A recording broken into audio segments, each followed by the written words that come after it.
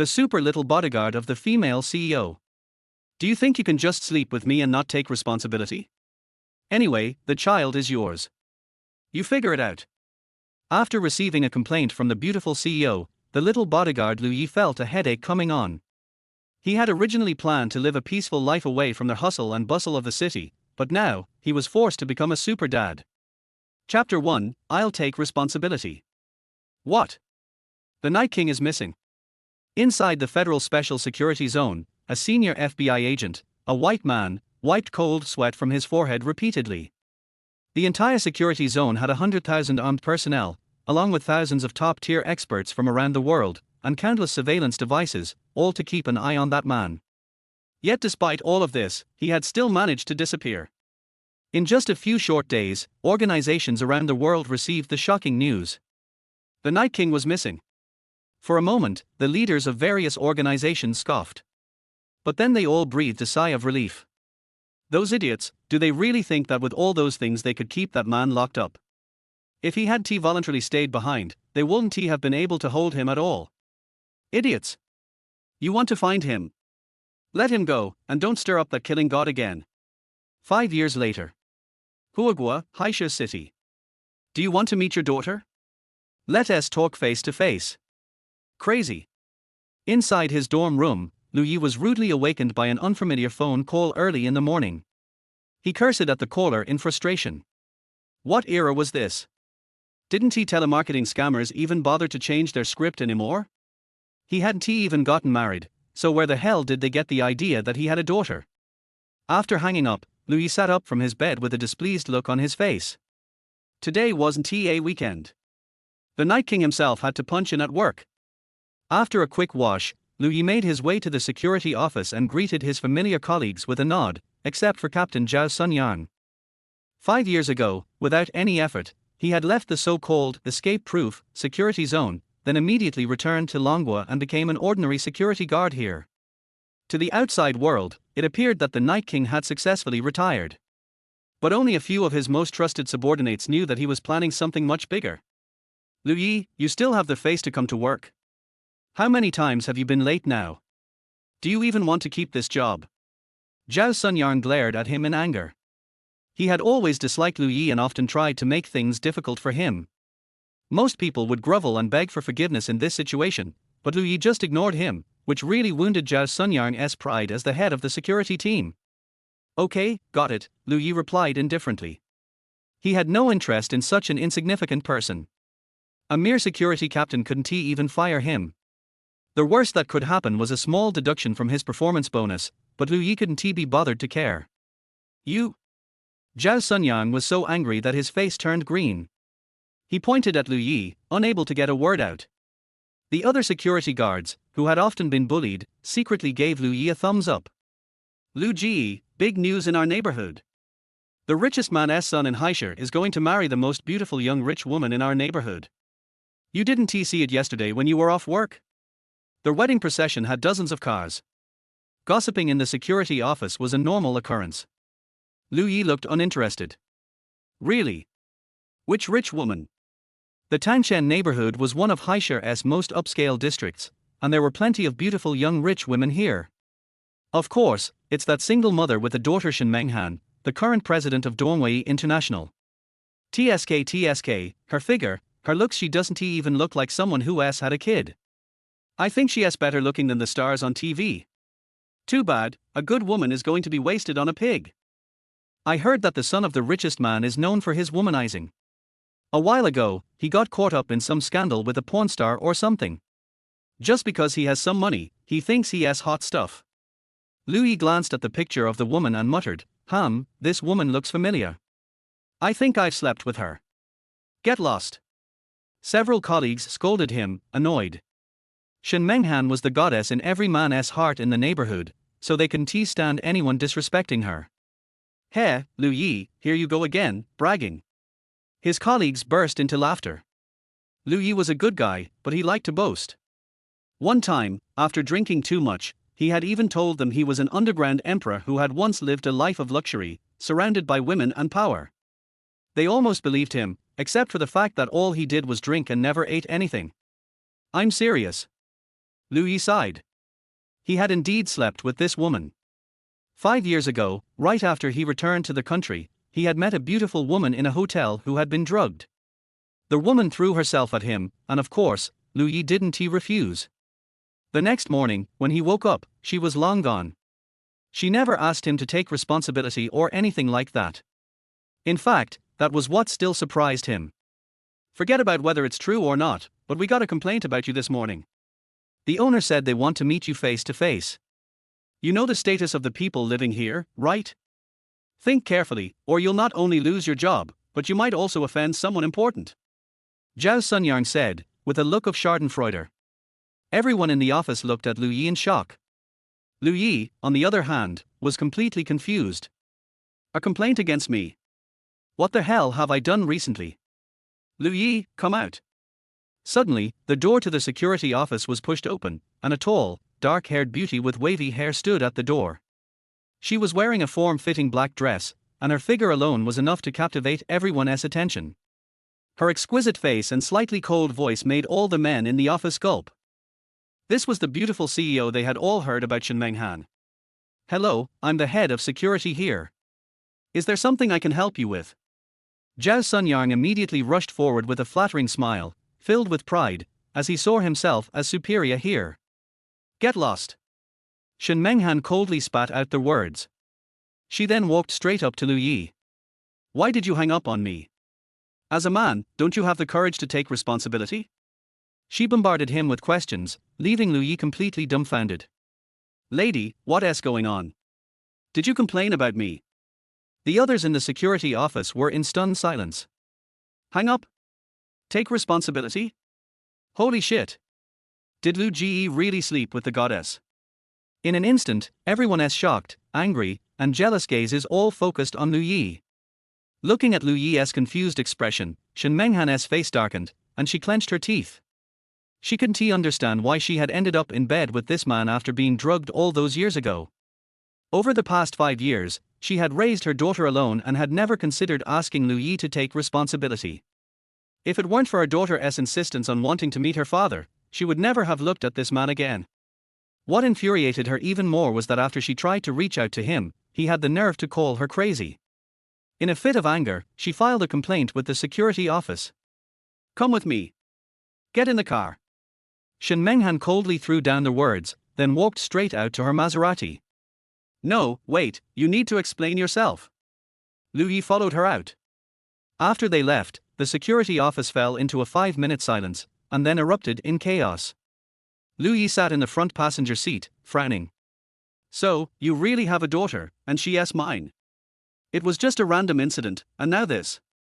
Was this some kind of coincidence? Shen Menghan sneered at him. Do you think there is anything about you that's worth me lying about? Lu Yi fell silent, then spoke seriously. If the child is really mine, I will take responsibility. Shen Menghan immediately scoffed. Just you? A security guard? How do you plan to take responsibility? Chapter 2, Don't entertain delusions. What's wrong with being a security guard? Can't I save you 40 years of detours? Lu Yi frowned helplessly. Shen Menghan sneered at him. Drop whatever idea you're harboring. Don't think I don't know what's on your mind.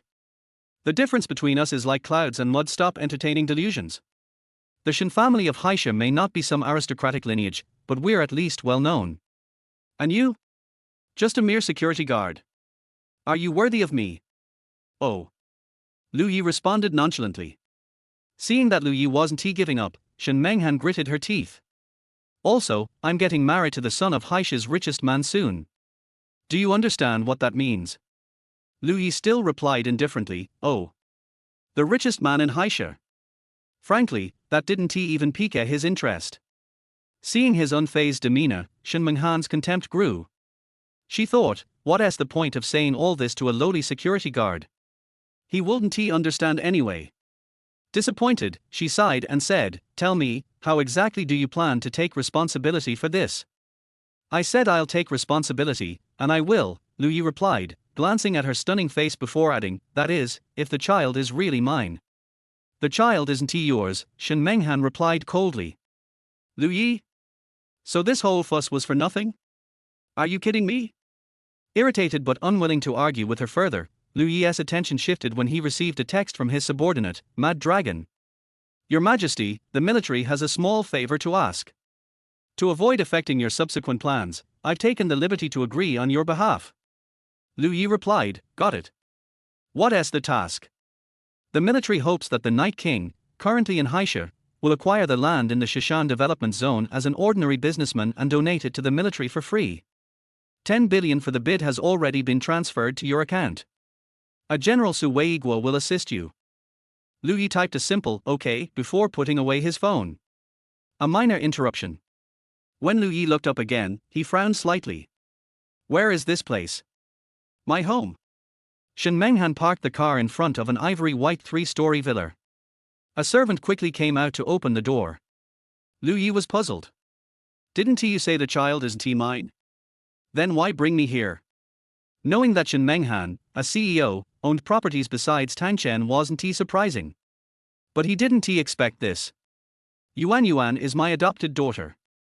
I haven't told her the truth yet.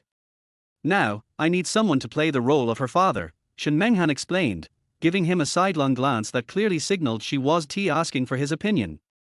Really? Liu Yi asked skeptically. Her cheeks flushed slightly, and she became visibly uneasy before snapping, of course. Why would I lie to you? Just behave well this time, and I'll let bygones be bygones. Her face turned even redder. But before Liu Yi could refuse, she suddenly staggered and fainted. When Shen Menghan woke up, she found herself lying on the sofa.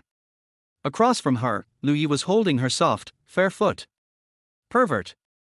What are you doing? She shouted angrily, trying to kick him. I'm massaging your acupoints. Don't you know you have a congenital cold body?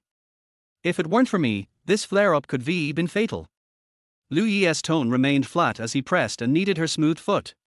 Shen Menghan froze, not daring to move. Congenital cold body. Her beautiful face showed shock. Only doctors knew about her condition. How did he know? And he knows medicine. Doctors had told her that her condition was incurable and could only be managed with proper care. Yet, after his treatment, a warmth spread through her abdomen, a sensation she had never experienced before. Still, this was the first time someone had touched such a sensitive part of her, and her face burned with embarrassment. HMPH. So, you know some rural remedies, huh? Rural remedies. Liu Yi chuckled inwardly but said nothing. If the Night King's medical skills were considered mere rural remedies, then few in the world could claim true expertise. At that moment, a petite woman with delicate, doll-like features walked in wearing a sun hat. What are you two doing? As Shen Menghan's best friend, Su Xiaoyu looked utterly shocked. The ambiguous scene before her said it all.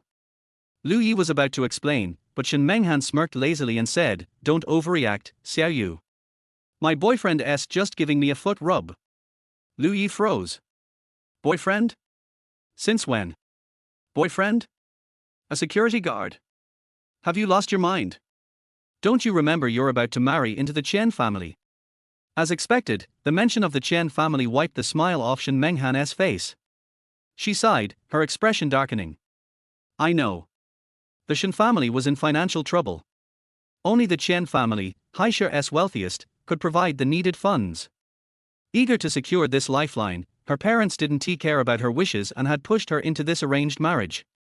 Relax, I was just joking. Shen Menghan forced a smile, though her pale face betrayed her pain. Su Xiaoyu finally exhaled in relief. You scared me. Even if you're sneaking around, it shouldn't be with a lowly security guard. What's wrong with being a security guard? Liu Yi frowned. Su Xiaoyu shot him a disdainful look. Who are you to speak, you glorified doorman? Get your filthy hands off her. Trying to take advantage, huh? Liu Yi's face darkened instantly. Before the situation could escalate, Shen Menghan stepped in. Liu Yi, this doesn't concern you anymore. You can leave now. Think about my proposal carefully. If you agree, I won't treat you poorly. Liu Yi snorted coldly and walked out of the villa.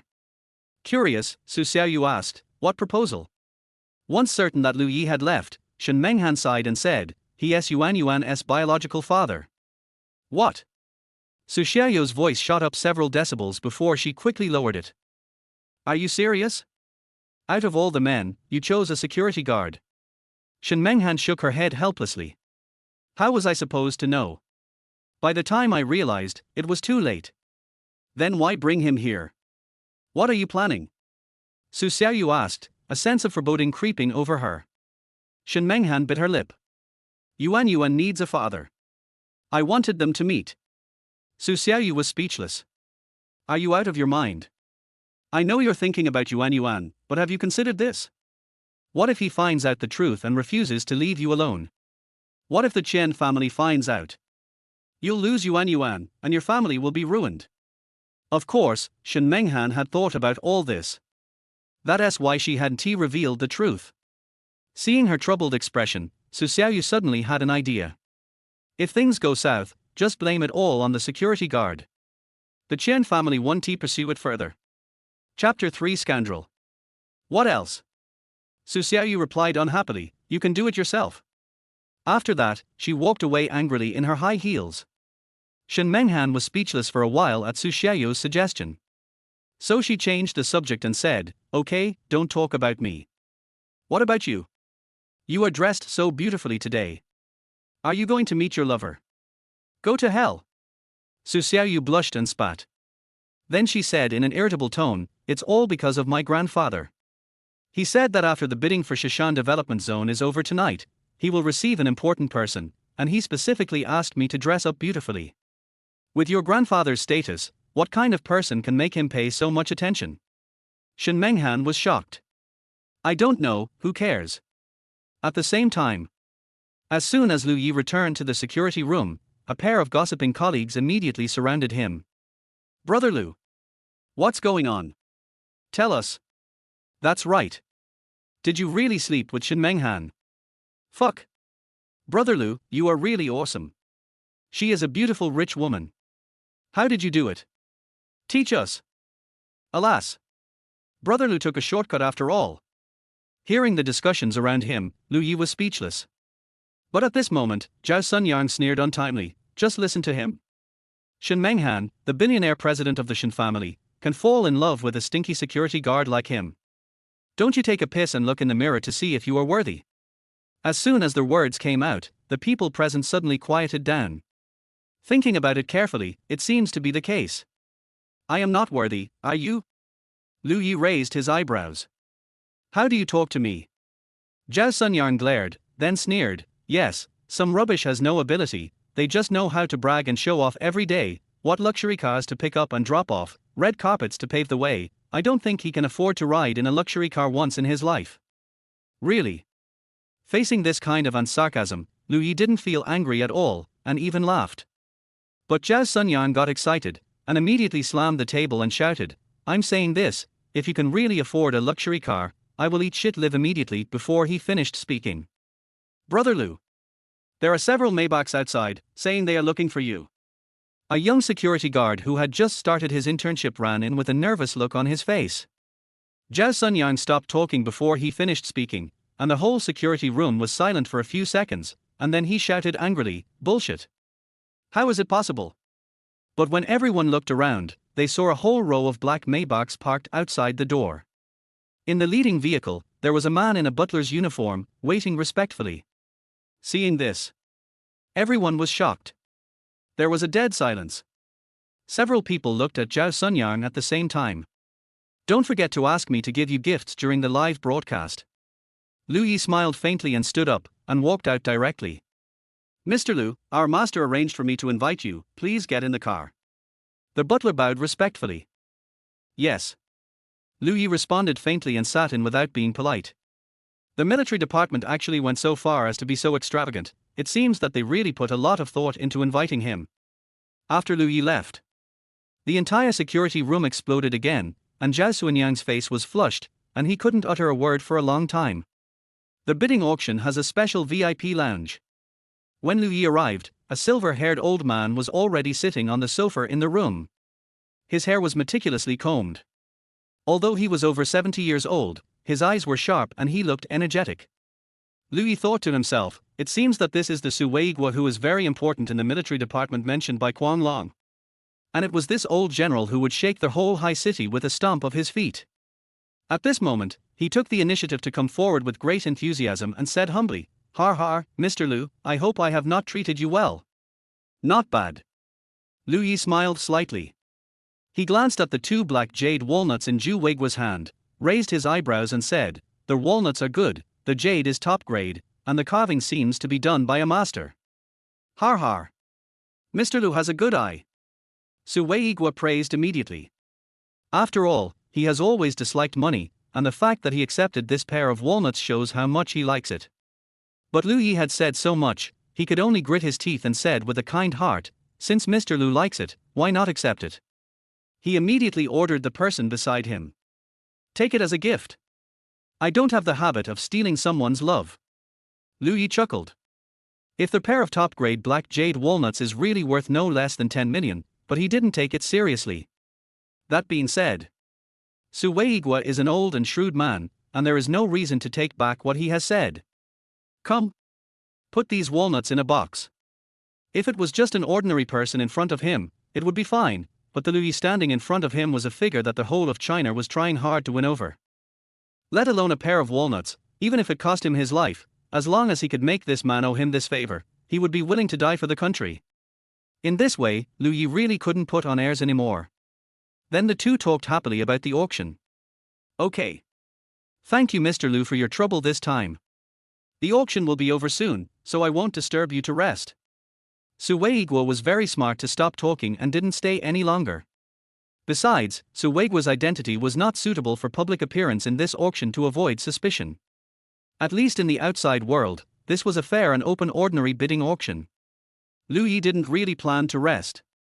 He planned to go to the restaurant of the auction to fill his stomach during this time. But just as he arrived at the restaurant, a surprised voice suddenly sounded. "Why are you here?" The woman was wearing a noble evening dress with a slit at the thigh, revealing charming white long legs, wearing a French hat, and half of her delicate face was exposed under the black veil, especially the ravines gathered on her chest, which made people unable to move their eyes away. "Where are you looking? You stinky hooligan!" Su Xiaoyu was already full of resentment. The auction hadn't started yet, but her grandfather asked him to wait for the big man here in advance. As a result, just when she was about to come to the restaurant to eat something to relieve her emotions, she met Liu Yi. She subconsciously thought that Liu Yi sneaked in and was going to eat and drink for free. "I came to." Liu Yi was just about to explain. "Forget it. I don't care how you sneaked in. Since you met me, I warn you, don't think of playing any tricks. You must go to see Yuan, and you have to behave well.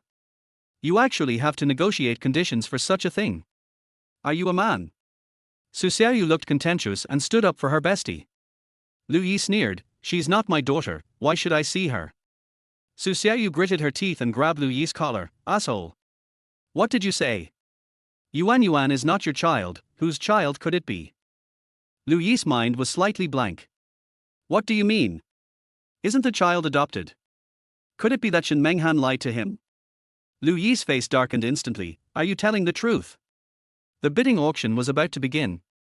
Although Liu Yi was full of doubts, he could only give up and did not choose to chase after him. 10 minutes later, the bidding auction was officially held. Almost all the seats were filled with wealthy businessmen in High City. After all, to be able to acquire such a large piece of land in Shishan Development Zone, no matter their wealth or background, they were extraordinary. But even so, when a rebellious young man in a suit and leather shoes walked in, everyone present couldn't help but gasp. Young master of the Chen family. Why are they here too?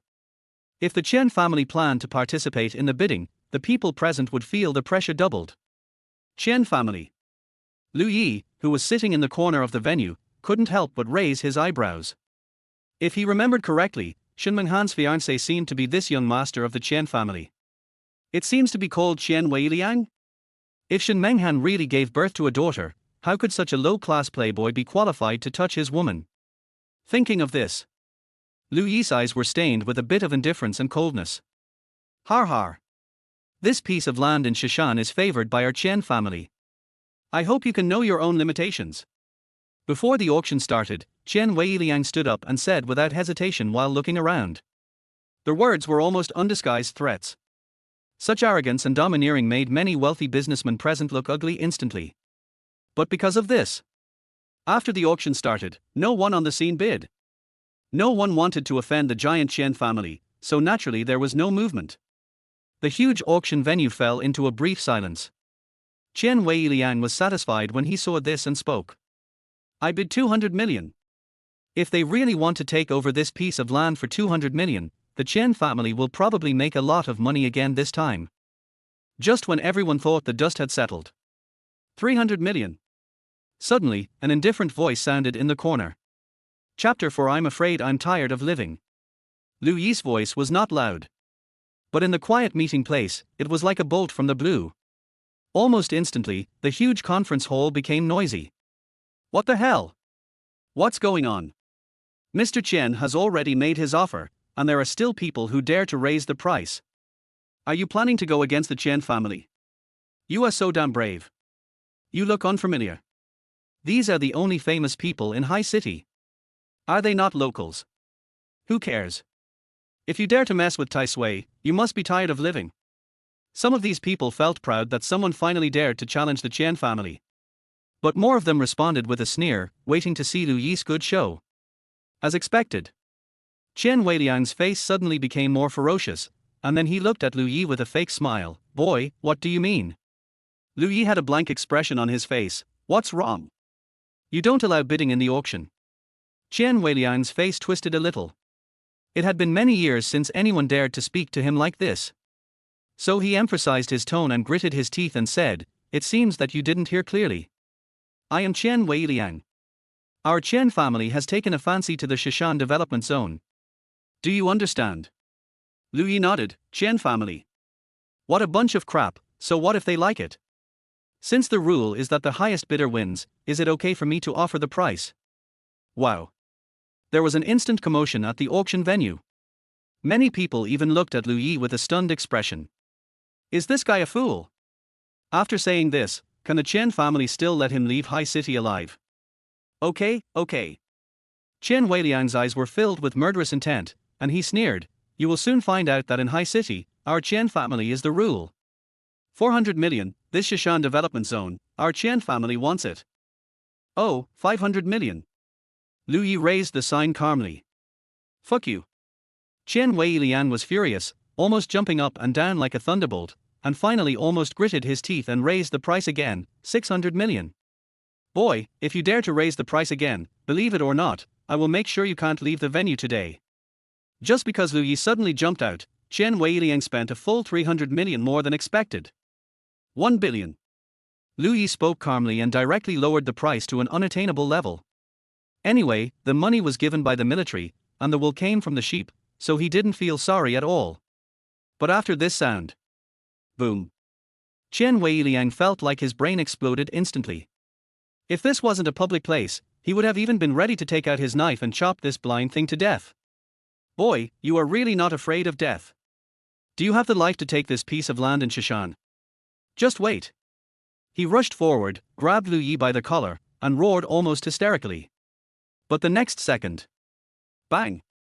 An unexpected slap hit him in the face. Chen Weiliang's entire body was thrown out, knocking over countless chairs before he fell to the ground. Half of his face was swollen and several teeth were broken. Really? Then I'll wait for you. Lu Yi shook his hand indifferently, not taking Chen Weiliang seriously at all. The entire venue was completely plunged into silence at this moment. Did this guy beat up the young master of the Chen family? Everyone's eyes were dazed, as if something unbelievable was happening before their eyes. Lu Yi stood up and left, and someone would take care of the subsequent procedures for him. Chen Weiliang got up from the ground and roared incoherently at the bodyguards who rushed in with his bloody mouth. Check it out. Who is this guy? I'm going to make him suffer a fate worse than death. The other side. In the VIP room on the second floor of the venue. Su Xiaoyu cursed Lu Yi inwardly while her stomach growled with hunger. Grandpa, who is this big shot you were talking about? Why hasn't he come yet? I'm almost starving to death. Listening to his granddaughter's complaints, Su Weigua said helplessly, You. It's okay if the person hasn't arrived yet, but if that person comes later, you must not lose your temper. Grandpa said directly, if Mr. Lu can show favor to you, you will be a hero of our Su family, not the entire country, do you understand? Su Xiaoyu was completely stunned. She had been a little unconvinced before, because considering the Su family's current status, what kind of person needed them to be so respectful? But now, after hearing Su Weiguo's words, she was finally scared. What kind of existence is this that makes the country pay so much attention to it? And she finally understood why her grandfather insisted on her accompanying him and specifically told her to dress up beautifully. Think of this. Su Xiaoyu was so angry that her body trembled and her eyes turned red. Grandpa, don't you hate political marriages? Why are you doing this to me now? Am I not your most beloved granddaughter? Today, she finally understands her best friend's feelings. The feeling of being unable to control one's own destiny. If it were usual, once Su Xiaoyu started crying, Su Weiguo would definitely start to comfort her immediately with great heartache. But who would have thought that he would look solemn and say earnestly, "You are my granddaughter, Su Weiguo, and you come from a military family. You should understand that for the greater good, nothing can be sacrificed. Do I need to teach you this?" Su Xiaoyu looked at Su Weiguo in disbelief. It was hard for her to believe that these were the words coming from her grandfather, who usually obeyed her in everything. Tears burst out instantly. Su Xiaoyu cried and shouted, "I don't care. I will never agree to marry a stranger even if I die." After saying that, he ran out crying. "You girl!" Su Weiguo stood up anxiously, but it was too late to stop it.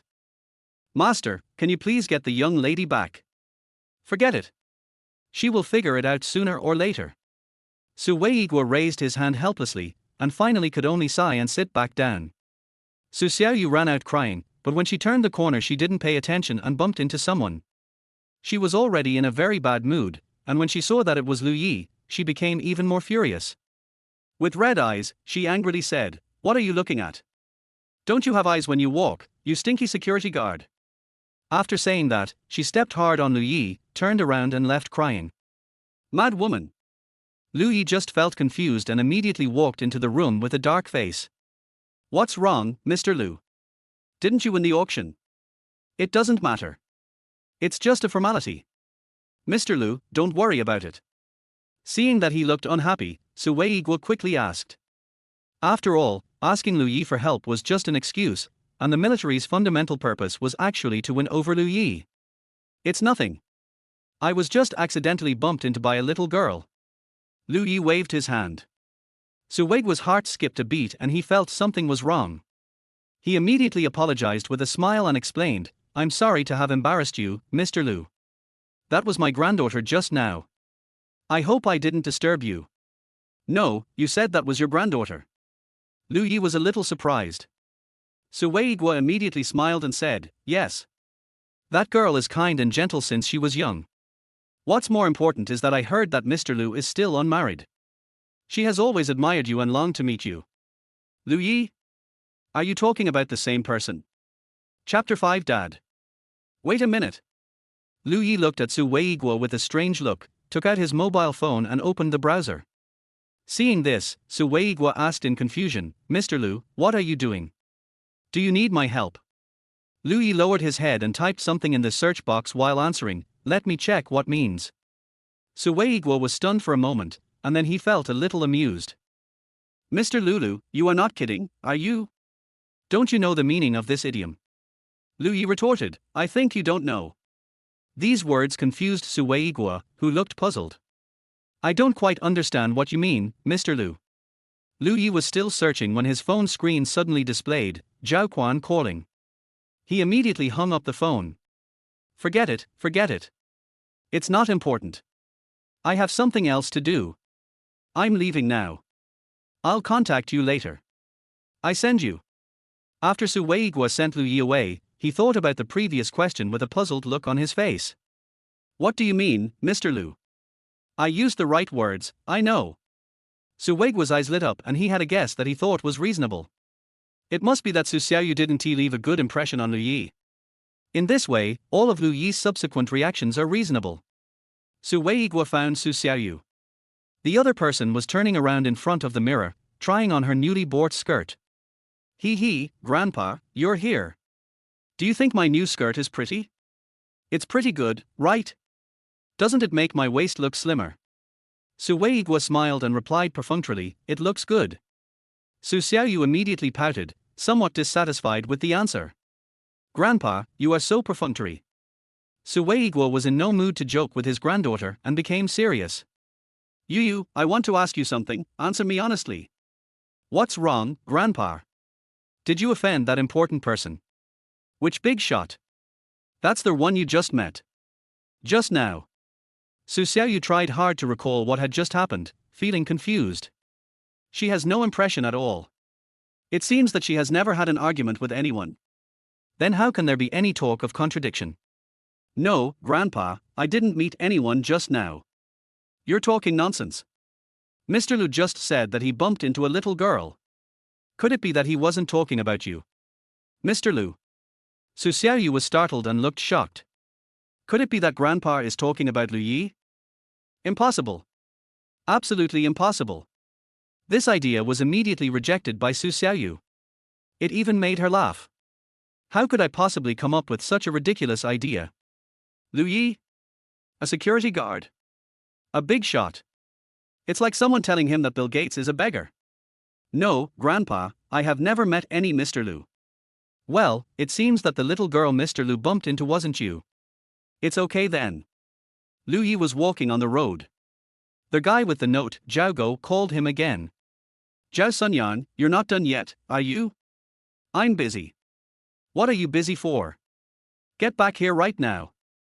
The owner has complained about you. Are you complaining about yourself again? Can I still be complained if I didn't go to work today? Where is justice? When Lu Yi arrived at the security room, he saw Shen Menghan sitting inside with a cold face, while his colleagues who had the intention but not the courage to do anything were still trying to be attentive to him. Ms. Shen, please drink some water. Lu Yi will be back soon. Ms. Shen, would you like to eat some fruit? Ms. Shen, is it hot? Do you want to turn down the air conditioner? Shen Menghan ignored everyone's words and said nothing. Lu Yi is here. Someone said something and Shen Menghan immediately looked out the door. Lu Yi said with some resentment, Wow, come on, big sister, you're the one complaining about me again. Did you know that I'm going to deduct your money?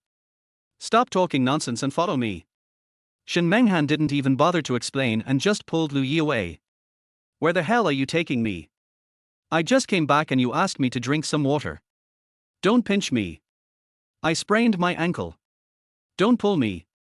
Amid the envious and jealous gazes of the crowd, Lu Yi was stuffed into the car by Shen Menghan. TSK, what kind of luck does this kid Lu Yi have in love? Why do I feel like he was forced? Is this considered robbing a man? Damn it, that person is Shen Menghan.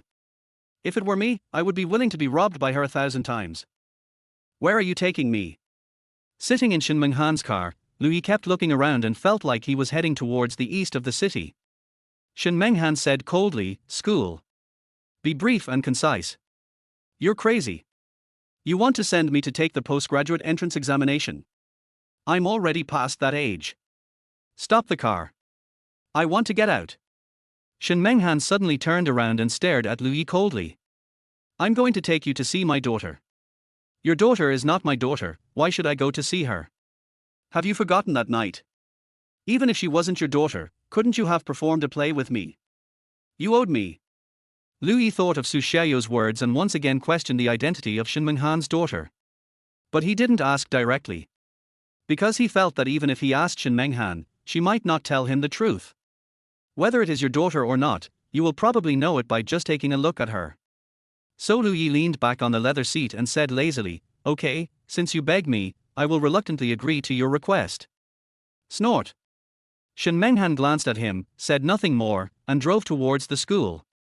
When they arrived at the school, they stood opposite the gate waiting for school to be over. At this moment, Shen Menghan's cell phone suddenly rang. Her face suddenly changed when she answered the phone. What? Now? Can it be later? Okay, I'll go over now. Shen Menghan looked embarrassed. After hanging up the phone, he hesitated for a long time before saying, Lu Yi, I have something to do and I have to leave. You stay here to pick up Yuan. I'll leave first. Hey! Are you kidding me? I don't even know your daughter. I'm talking to Air. Don't worry, I'll send you her picture right away. And, I'll send her your picture too. Shen Menghan said something hurriedly and left in a hurry. Lu Yi shouted at the taillights of the car, Remember to Photoshop my photo before sending it to her. Make it look more handsome. Bite. Photos received. It is a pink doll with a ponytail. Her chubby little face is so elastic and tender that people can't help but pinch it. A pair of big watery eyes are pure and clear, exuding a childlike innocence, as if they have magical power, which can make people feel better with just one look. Lu Yi was still admiring the photos when suddenly someone pulled his pants twice. A childish and intimate voice came from behind her, "Are you my dad?" Chapter 6 Yuan Yuan is awesome. Lu Yi looked back, but there was no one there. "I'm here." "Where are you looking?" "Daddy's eyesight isn't very good." A small hand struggled to insert itself into Lu Yi's field of vision from below. Lu Yi lowered his head. He found a pink and tender girl who was even prettier than in the photo. She was raising one hand, tilting her little head, and curiously staring at him with her bright, black, sparkling eyes like gems. When the father and daughter met for the first time, Lu Yi felt an inexplicable sense of closeness in his heart. At this time, Lu Yi was already 80% sure that the little girl was his biological daughter. "Oh, Yuan Yuan has grown so big, come here and let daddy hug you." Lu Yi stretched out his hand and showed what he thought was the most handsome and gentle smile. Unexpectedly, the little girl who was so close to him just now suddenly turned around. She put her hands on her hips and puffed up her chubby cheeks. "Humph! I don't want daddy to hug me. Daddy is the worst. He's a big bad guy. He hasn't come to see Yuan Yuan for such a long time." These words made Lu Yi feel guilty. He indeed did not know that he had a daughter. If he knew, he would give up everything to find the mother and daughter. "I'm sorry Yuan Yuan, it's Dad's fault. Dad is too busy. Look, Dad came to see Yuan Yuan right after finishing his work. Dad promises you that he will be with Yuan Yuan every day from now on, okay?" "Really?" Yuan Yuan opened her mouth in surprise and turned her head. Lu Yi squatted in front of Yuan Yuan and reached out to stroke his daughter's head. "Of course it's true. Daddy won't lie to you." "Dad."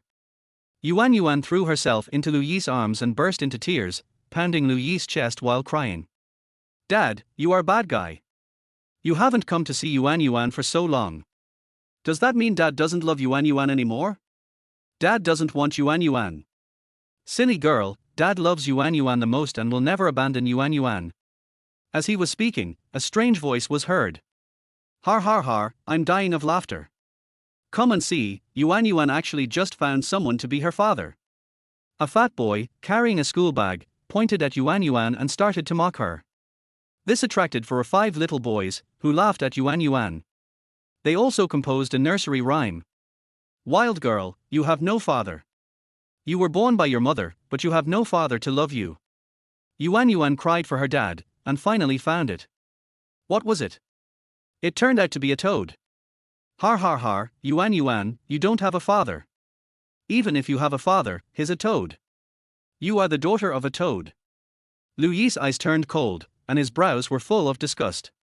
These kids are only 5 or 6 years old, but they already know how to laugh at others. What will happen when you grow up? Moreover, he would never allow his daughter to be bullied by others, no matter how old the other person is.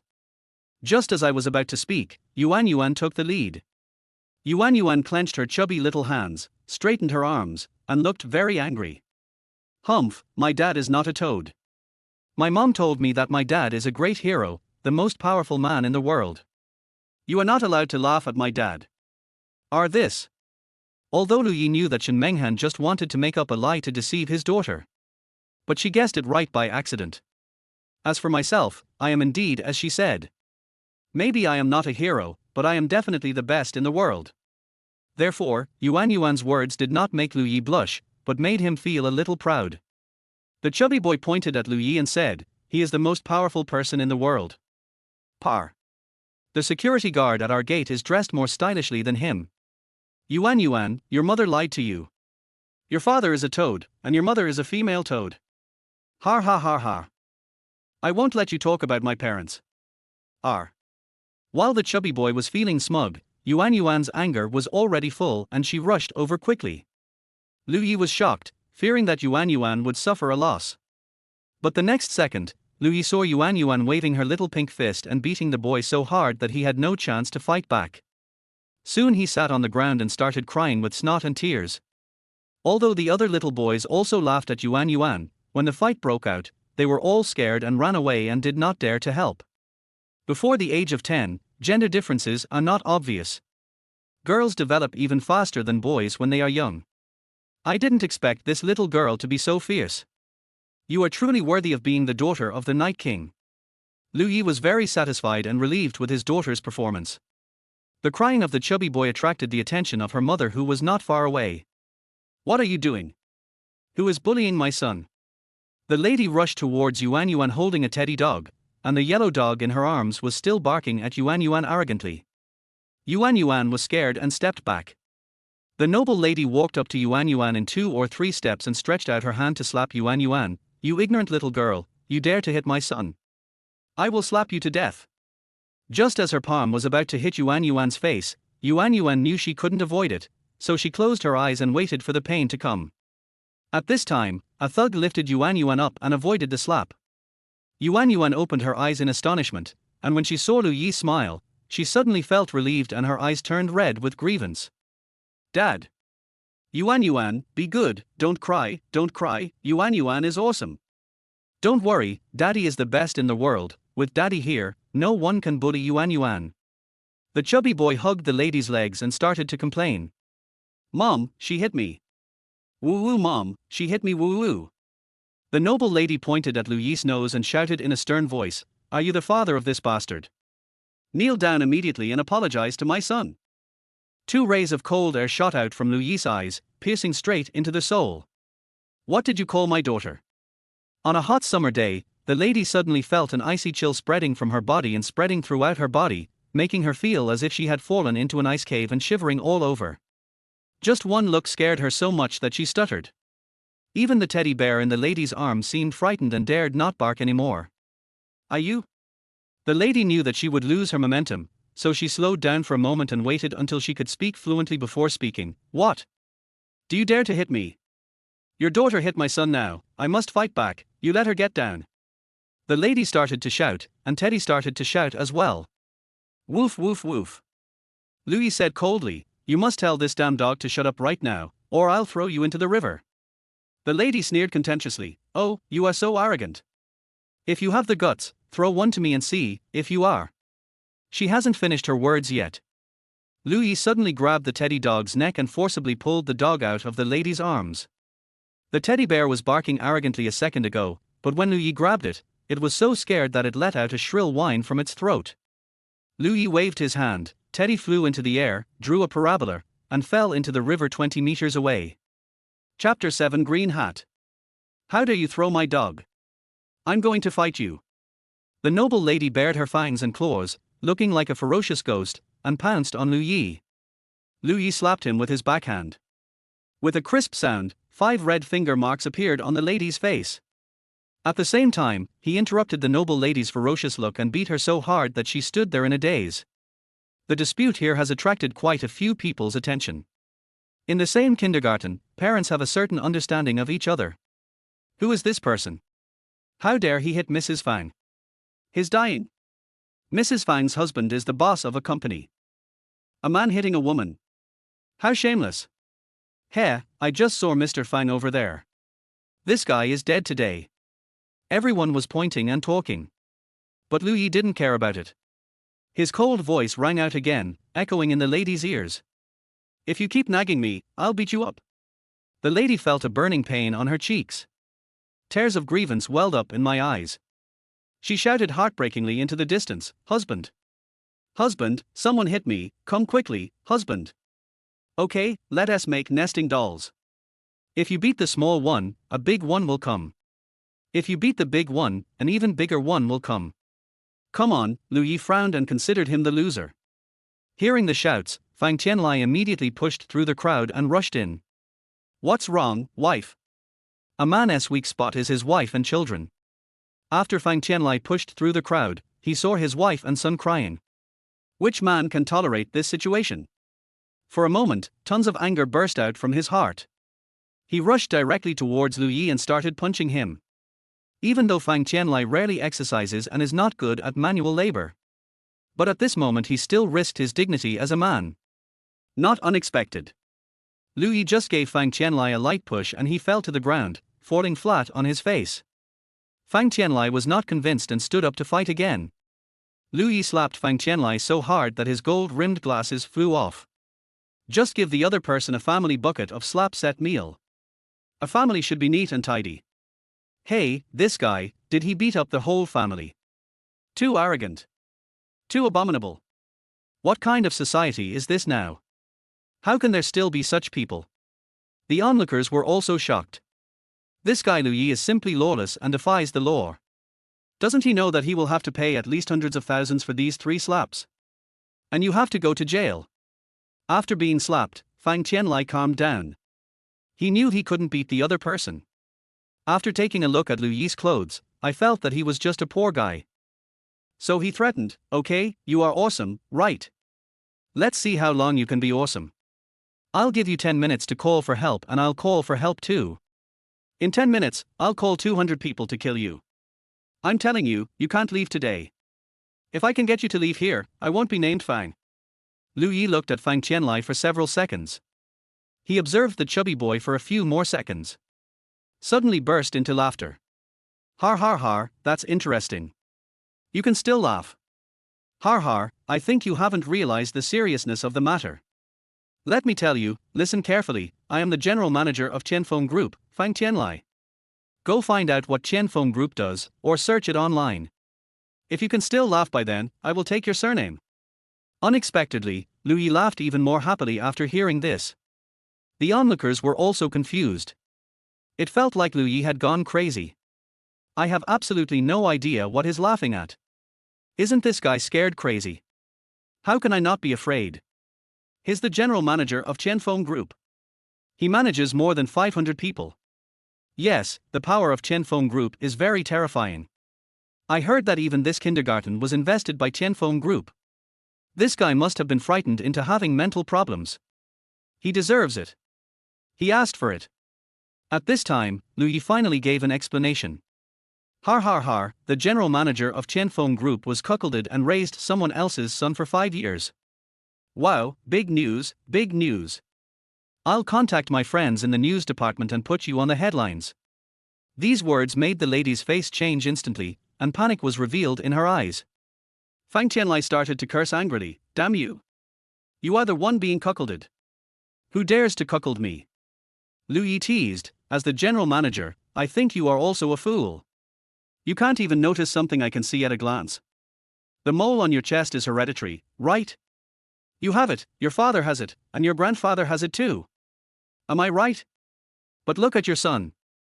Upon hearing this, Fang Qianlai's face changed instantly. He subconsciously touched his chest and found that his birthmark had been exposed at some point. He remembered that he accidentally tore his collar when he was struggling with Lu Yi just now. My birthmark. Following Lu Yi's words, he tried hard to recall. Lu Yi is right. His father and grandfather both have birthmarks on their chests. My grandfather told me that his great-grandfather also had a birthmark on his chest, which is a hereditary birthmark in their family. With a serious expression, he ripped open the chubby boy's clothes. His chest was smooth and there was no birthmark at all. That's not right, he remembered seeing the birthmark on his son before. So he seriously questioned his wife, didn't he have a birthmark on his body before? Where is the birthmark? The lady was a little flustered and said, yes, there is, but it may have been washed away. Lu Yi laughed even more wildly. Oh my god, do you want to make me laugh to death? Can birthmarks be washed off? What kind of water did you use? Sulfuric acid. Fang Qianlai actually nodded in agreement after hearing what Lu Yi said, and interrogated his wife, yes, how do you wash off the birthmark? My grandfather still had a birthmark on his chest when he died. Can you tell me how to wash it off? The lady's eyes were wandering and she felt very guilty. She thought quickly and tried to change the subject, husband, let's talk about this tonight when we get home. He just threw our dog into the river, beat me, and beat our son. You have to make the decision for me. Fang Qianlai said angrily, don't tell me this now. I just want to ask you, where is the birthmark? Where is my son's birthmark? You said he is my son, but why doesn't my son have a fucking birthmark? Hubby, nowadays laundry detergent and shower gel are mixed with chemicals, maybe they can wash away their birthmark. Don't let this guy provoke you, He must be our biological son. Seeing his father's attitude, the chubby boy was so scared that he started crying, "Dad, don't do this to Mom."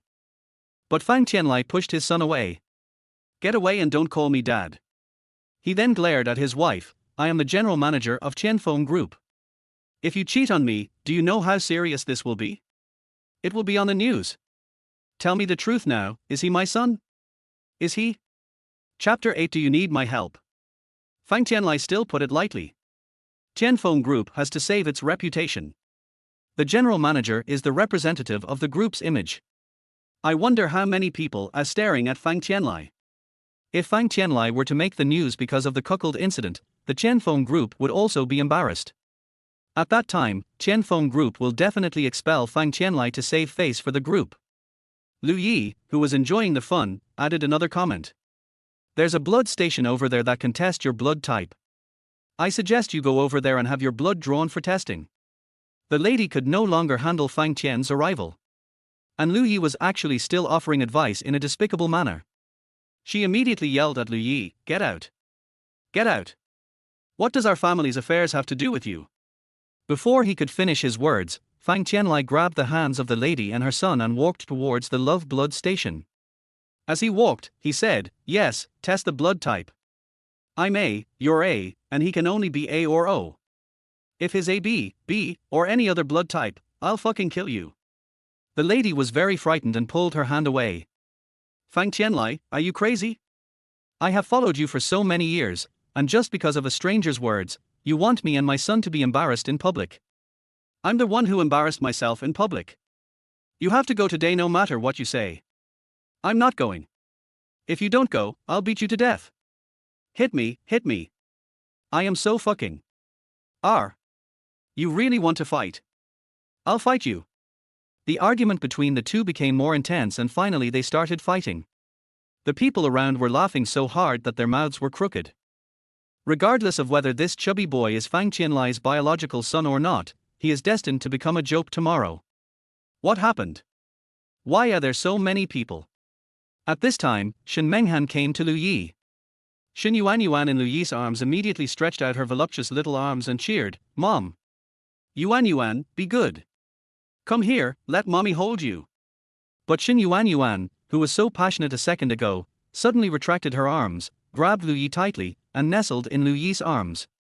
"I don't want to. I want daddy to hold me. Mommy holds Yuan every day, Yuan is tired of it." This. Shen Yuan's words made Shen Menghan, an adult, feel a little embarrassed. Lu Yi raised his eyebrows at Shen Menghan with some pride, looking like a winner. Shen Menghan rolled her eyes at him and didn't bother with Shen Yuan. She looked at the lively crowd in front of her and asked in confusion, "What's going on? What are they looking at?" Shen Yuan said fiercely, "Mom, just now Fang Qingyu said that I was a wild girl without a father, and that my father and you were toads, so I beat him. Then his mother wanted to beat me." Having said this, Shen Menghan became visibly nervous and wanted to rush over to check if Shen Yuan was injured.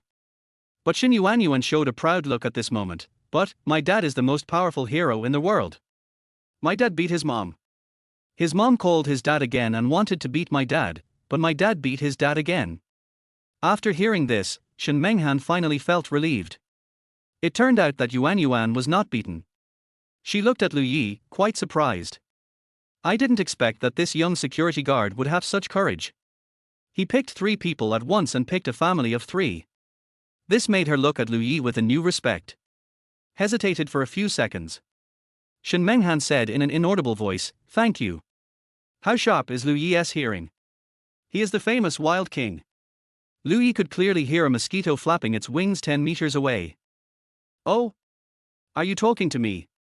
Shen Menghan has always been aloof and indifferent to me, so it is quite difficult for him to say thank you to me. Shen Menghan regretted what he said. Isn't it the father's duty to protect his daughter? Does she need to thank this guy? But he thought that his voice was so soft that Lu Yi might not be able to hear him. Unexpectedly, Lu Yi's ears are sharper than those of a dog. "If you really want to thank me, you have to show some sincerity." Judging from his tone, Lu Yi wanted to push his luck further. Did he want something from me? What sincerity do you want? Shen Menghan asked with an unhappy look on his face. Lu Yi blurted out, you should withdraw your complaint first. You have complained against me twice. Puff. Shin Menghan almost laughed out loud. I thought Lu Yi would make some excessive demands. That's it? What a loser. Shin Menghan glanced at Lu Yi and said unhappily, you don't need that little salary. Let's go to the amusement park. Shin Yuanyuan cheered, great. The playground. Yuanyuan's favorite playground. This was the most unforgettable night for Shin Yuanyuan ever. Her parents took her to almost every place, from the Ferris wheel to the water park. Lu Yi is tall and strong. Riding on his father's neck and riding on his mother's neck are two completely different feelings. Moreover, she no longer felt those strange looks around her. She will no longer envy others for having the company of both parents. It was not until the early morning that the three of them left the amusement park reluctantly.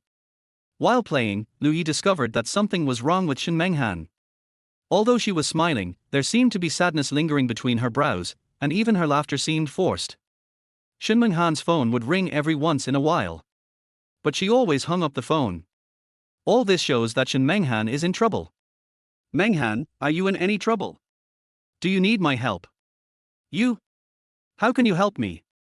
How capable can a little security guard like you be? The two of them said this while avoiding Shin Yuanyuan. Shin Yuanyuan was eating ice cream and interacting with the teddy bear doll. It seems that a person's ability cannot be judged based on his occupation. Perhaps I can really help. No, you should just take care of yourself. If you can't continue working as a security guard, tell me and I can arrange a job with a higher salary for you. I don't have such plans yet. I think the job of security guard is pretty good. What can you achieve as a security guard for your whole life? Forget it. Everyone has their own aspirations. It's up to you. Let's go home. Shin Yuanyuan fell asleep in the car. After playing for a whole night, even an adult like Shin Menghan felt a little exhausted, let alone the children. Before leaving, Lu Yi asked again. Menghan, do you really not need my help? I still have some connections, I can't say I can help you. Shin Meng said coldly, no need. Also, when Yuanyuan is not around, don't call me so affectionately. We are not familiar with each other. I will take you back. No need. We are not familiar with each other. Why should I ask you to send me off? Let's go. Lu Yi waved his hand, looked at Shin Yuanyuan's bedroom reluctantly, then turned and left the apartment. Chapter 9 Lu Yi's Purpose.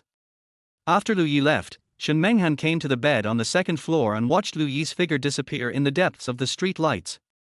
My thoughts are rising and falling, and my ideas are surging. Whispering softly. You said, it would be great if you weren't a security guard. Lu Yi's appearance, figure, personality, and character. How to put it, it's a bit embarrassing, but Shin Menghan wouldn't dislike it. However, Lu Yi's background was too poor, so she would consider him even if he had a stable and legitimate job. Mother. Yuanyuan, why are you awake? I just came back from the bathroom. Where's Daddy? I want Daddy to tell me a story and to put me to sleep. Mom will tell you, okay. Shin Yuanyuan's jewel-like bright eyes were suddenly filled with loss, and she lowered her head sadly. Dad, is he gone? Seeing this scene, Shin Menghan's heart felt like it was being cut by a knife. It can be seen that she likes Lu Yi very much and is very attached to him. Even more than sticking to myself. She couldn't understand why Shin Yuanyuan liked this man so much when it was just their first meeting. Yuanyuan, be good. Your dad is very busy. It's not easy for him to come back for an afternoon today. So when will Dad come back? Shin Yuanyuan's pink little face was full of anticipation as she looked at Shin Menghan eagerly. Shin Menghan bit her lip and turned away with pain. She really couldn't bear to see her daughter's expectant eyes. It was like a needle that could pierce through her lies and disguises and penetrate into the softest part of her heart. Very quickly, very quickly. Do I have to find Lu Yi again? Lu Yi walked alone in the vast sea of blood and mountains of corpses.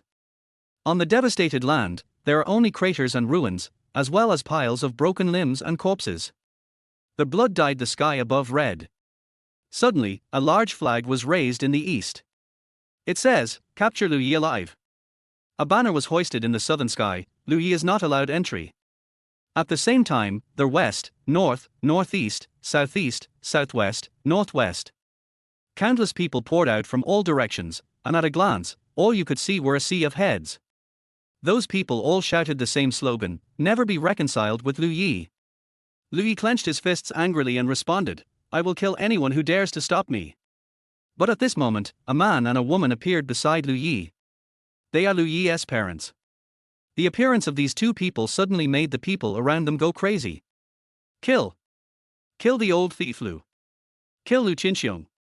Kill! Liu Yi became nervous. Who dares to touch my parents? However, a black shadow with blurred features suddenly gathered beside Liu Yi's parents, holding two knives, and pierced his parents' chests in front of Liu Yi. No! No! No! Liu Yi roared and wanted to rush over to stop the mysterious man. However, his body seemed to be out of control and he was unable to do it no matter what. No! With a loud shout, Liu Yi woke up from his dream. Only then did I realize that the pillow and quilt had already been soaked with sweat. I glanced at the time and found that it was already past 7 in the morning. For many years, Liu Yi has been troubled by all kinds of strange dreams. It wasn't without reason that he had this dream. Just like the scene in the dream, Liu Yi's power has never been recognized by other countries. And he, the Night King, is just the king of the underground. Night Tiger was founded by Liu Qinxiong, and it was just an underground force at first. Later, under the leadership of Liu Qinxiong, Yehu swept across the country's underground forces, integrated and unified them, and expanded their scale to a terrifying level. It was at this time that Liu Qinxiong and his wife were killed by a mysterious man. Liu Yi inherited his father's business and pushed Yehu to an unprecedented height. World class. Countries around the world have always regarded the Night Tiger as a thorn in their side and are thinking about how to eradicate it. Under Yehu's management over the years, the underground forces have been well behaved, criminal cases in various countries have been reduced by at least half, and terrorist attacks are close to zero. This is all thanks to Yehu. Liu Yi just didn't understand. Just because Yehu came from an underground force, could he only hide in the dark forever? Even if he did something beneficial to the world, he would still be targeted as a dangerous person. 5 years. He spent 5 years planning a grand game, aiming to make all countries recognize Yehu and acknowledge him as the Night King. He wanted to put an end to the brothers who followed him into battle and had to hide like rats at night. He wants to allow Night Tiger members to walk on the streets openly. He wants to let the whole world see that this world cannot exist without Yehu. A hoarse voice came from the corner, like a ghost. "Young master, are you still having nightmares?" Ordinary people would definitely be scared to death. But Liu Yi seemed to have known that there were people there and was extremely calm. "Well, once in a while, much better than before. What news do you bring me when you come?" "Young master, your retreat has caused underground forces in some places to stir. Now, Hai Bei is the most obvious. A few days ago, several underground forces clashed with several large families and a fight broke out. This should become the fuse. At present, both underground forces and aboveground forces seem to be waiting to see your movements. If you don't show up this time, they will become more bold next time." After hearing this, Liu Yi's mouth curled up. What the hell is this to me? I have to go to work today. Hey, young master, I understand. I will take my leave now. Liu Yi yawned, stretched, and continued to live his useless life, playing the role of a security guard professionally. When they arrived at the security room, several colleagues could only stick their butts up and put their heads together, chatting enthusiastically about gossip. Liu Yi eavesdropped on a few words. The owner of such and such house has a hot body. Which family is quarreling again? Which household has a new girl moved in, etc. Hey, what do you think? Could it be true that Brother Liu and Shen Menghan are together? Suddenly someone changed the topic to Liu Yi. After hearing this, Liu Yi slapped the man on the butt. Hey, let's chat, but stop gossiping about my affairs. The security guards turned around and found that Liu Yi had been standing next to them without them noticing. So they swarmed over and stretched their necks curiously. Yeah, Brother Liu is here. Brother Liu, you got into Shen Menghan's car yesterday, and then what? Yes, Brother Liu, we all want to know what happens next. Liu Yi swept his nose with his thumb and then laughed triumphantly. TSK, all the women who want to sleep with me have to line up. Shen Menghan is at the bottom of the list. I used to be the daughter of a top international family, Mara Lisa, did you know? She's worth over 1 trillion, and she pursued me for half a year but I didn't agree. Chapter 10 Shen Yuan Yuan is here. Have to. This Lu Yi is bragging again. Why does Mara Lisa feel like the name of a car? Maserati. Sisterhood. You probably don't know this. The top 10 families in the world are the Yeviger family in the beautiful country, the Mara family in the bear country, and the dragon family in our country. Lu Yi was bragging when Zhao Sunyan, along with his supervisor, walked into the security room with a gloomy face. Seeing these two people, the other security guards all made gestures to Lu Yi, signaling him to stop talking. What are you doing with those winking eyes? Don't you believe me? Hey, I'm not exaggerating, I've dated all the pretty girls from these 10 major families. But, my body can't handle too many girls. Zhao Suanyang's voice suddenly sounded behind Lu Yi. If you can't handle it, give me a few. I can handle it. Lu Yi turned around and saw that his supervisor was there too. But he didn't take his supervisor Liu Dong seriously at all. He greeted her with a joking face, Manager Liu is here too. No, Zhao Sunyan, don't blame me for being stingy. I want to share with you, but I'm afraid that you won't be appreciated. Manager Liu, am I right? I'm afraid that only Lu Yi could act so relaxed when facing two superiors, the captain and the supervisor, at the same time. Zhao Suanyang's face suddenly turned cold and he shouted loudly. Lu Yi! Who told you to brag here at work? Go over there and stand at attention. After saying that, he turned around and reported to Liu Dong. Manager Liu, you've seen it with your own eyes, right? Lu Yi does nothing at work every day and just brags here. I don't understand, what's the point of keeping an employee like him? The most that Captain Zhao Sunyang can do is deduct some of his salary. But Liu Dong has the right to fire Lu Yi, which is why Zhao Sunyang brought Liu Dong here today. Liu Dong said coldly, Lu Yi, from now on, you are fired. Pack up your things and get out. It's over.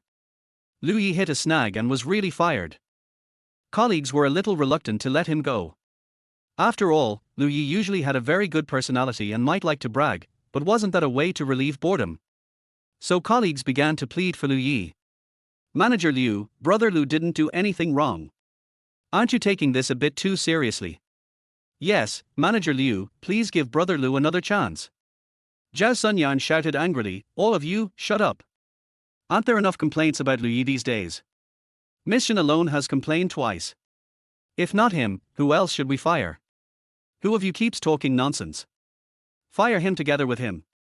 It doesn't matter. It's just a security job. Lu Yi has hands and feet. Isn't it easy for him to find a job with a monthly salary of 2,000 to 3,000 to support himself in retirement? Just when Lu Yi was about to agree, the door of the security room was pushed open again. A delicate little girl came in carrying a rag doll, her bright big eyes flickering as she looked for Lu Yi in the room. It was Shen Yuan Yuan. Whose child is missing? A security guard spoke in surprise. Everyone looked towards the door at the same time. When Liu Dong saw Shen Yuan Yuan clearly, he was shocked. Isn't he this Shen Menghan's daughter? The reason why he knew Shen Yuan Yuan was because Shen Menghan was Chen Xiao's fiancé. And their security company is run by the Chen family. Shen Yuan Yuan looked like a little adult, not shy at all, and explained clearly and slowly. I'm not lost, I'm here to look for my dad. As he was speaking, he saw Lu Yi and immediately ran over with his hands raised. Lu Yi was also stunned. Who would have thought that a 5-year-old girl could find this place on her own? Yuan Yuan, why are you here? Did your mother send you here? No, Yuan Yuan came by herself. Yuan Yuan missed her dad. Shen Yuan Yuan is very smart. She overheard her parents' conversation yesterday and knew that her father was a security guard. So today she came to the security room of her community alone, hoping to try her luck and see if she could find Lu Yi. This time, he really found it. Dad? Everyone looked at me and I looked at you. Don't mention how shocked I was. From the security guard to the team leader to the supervisor, their mouths were all opened wider than the others.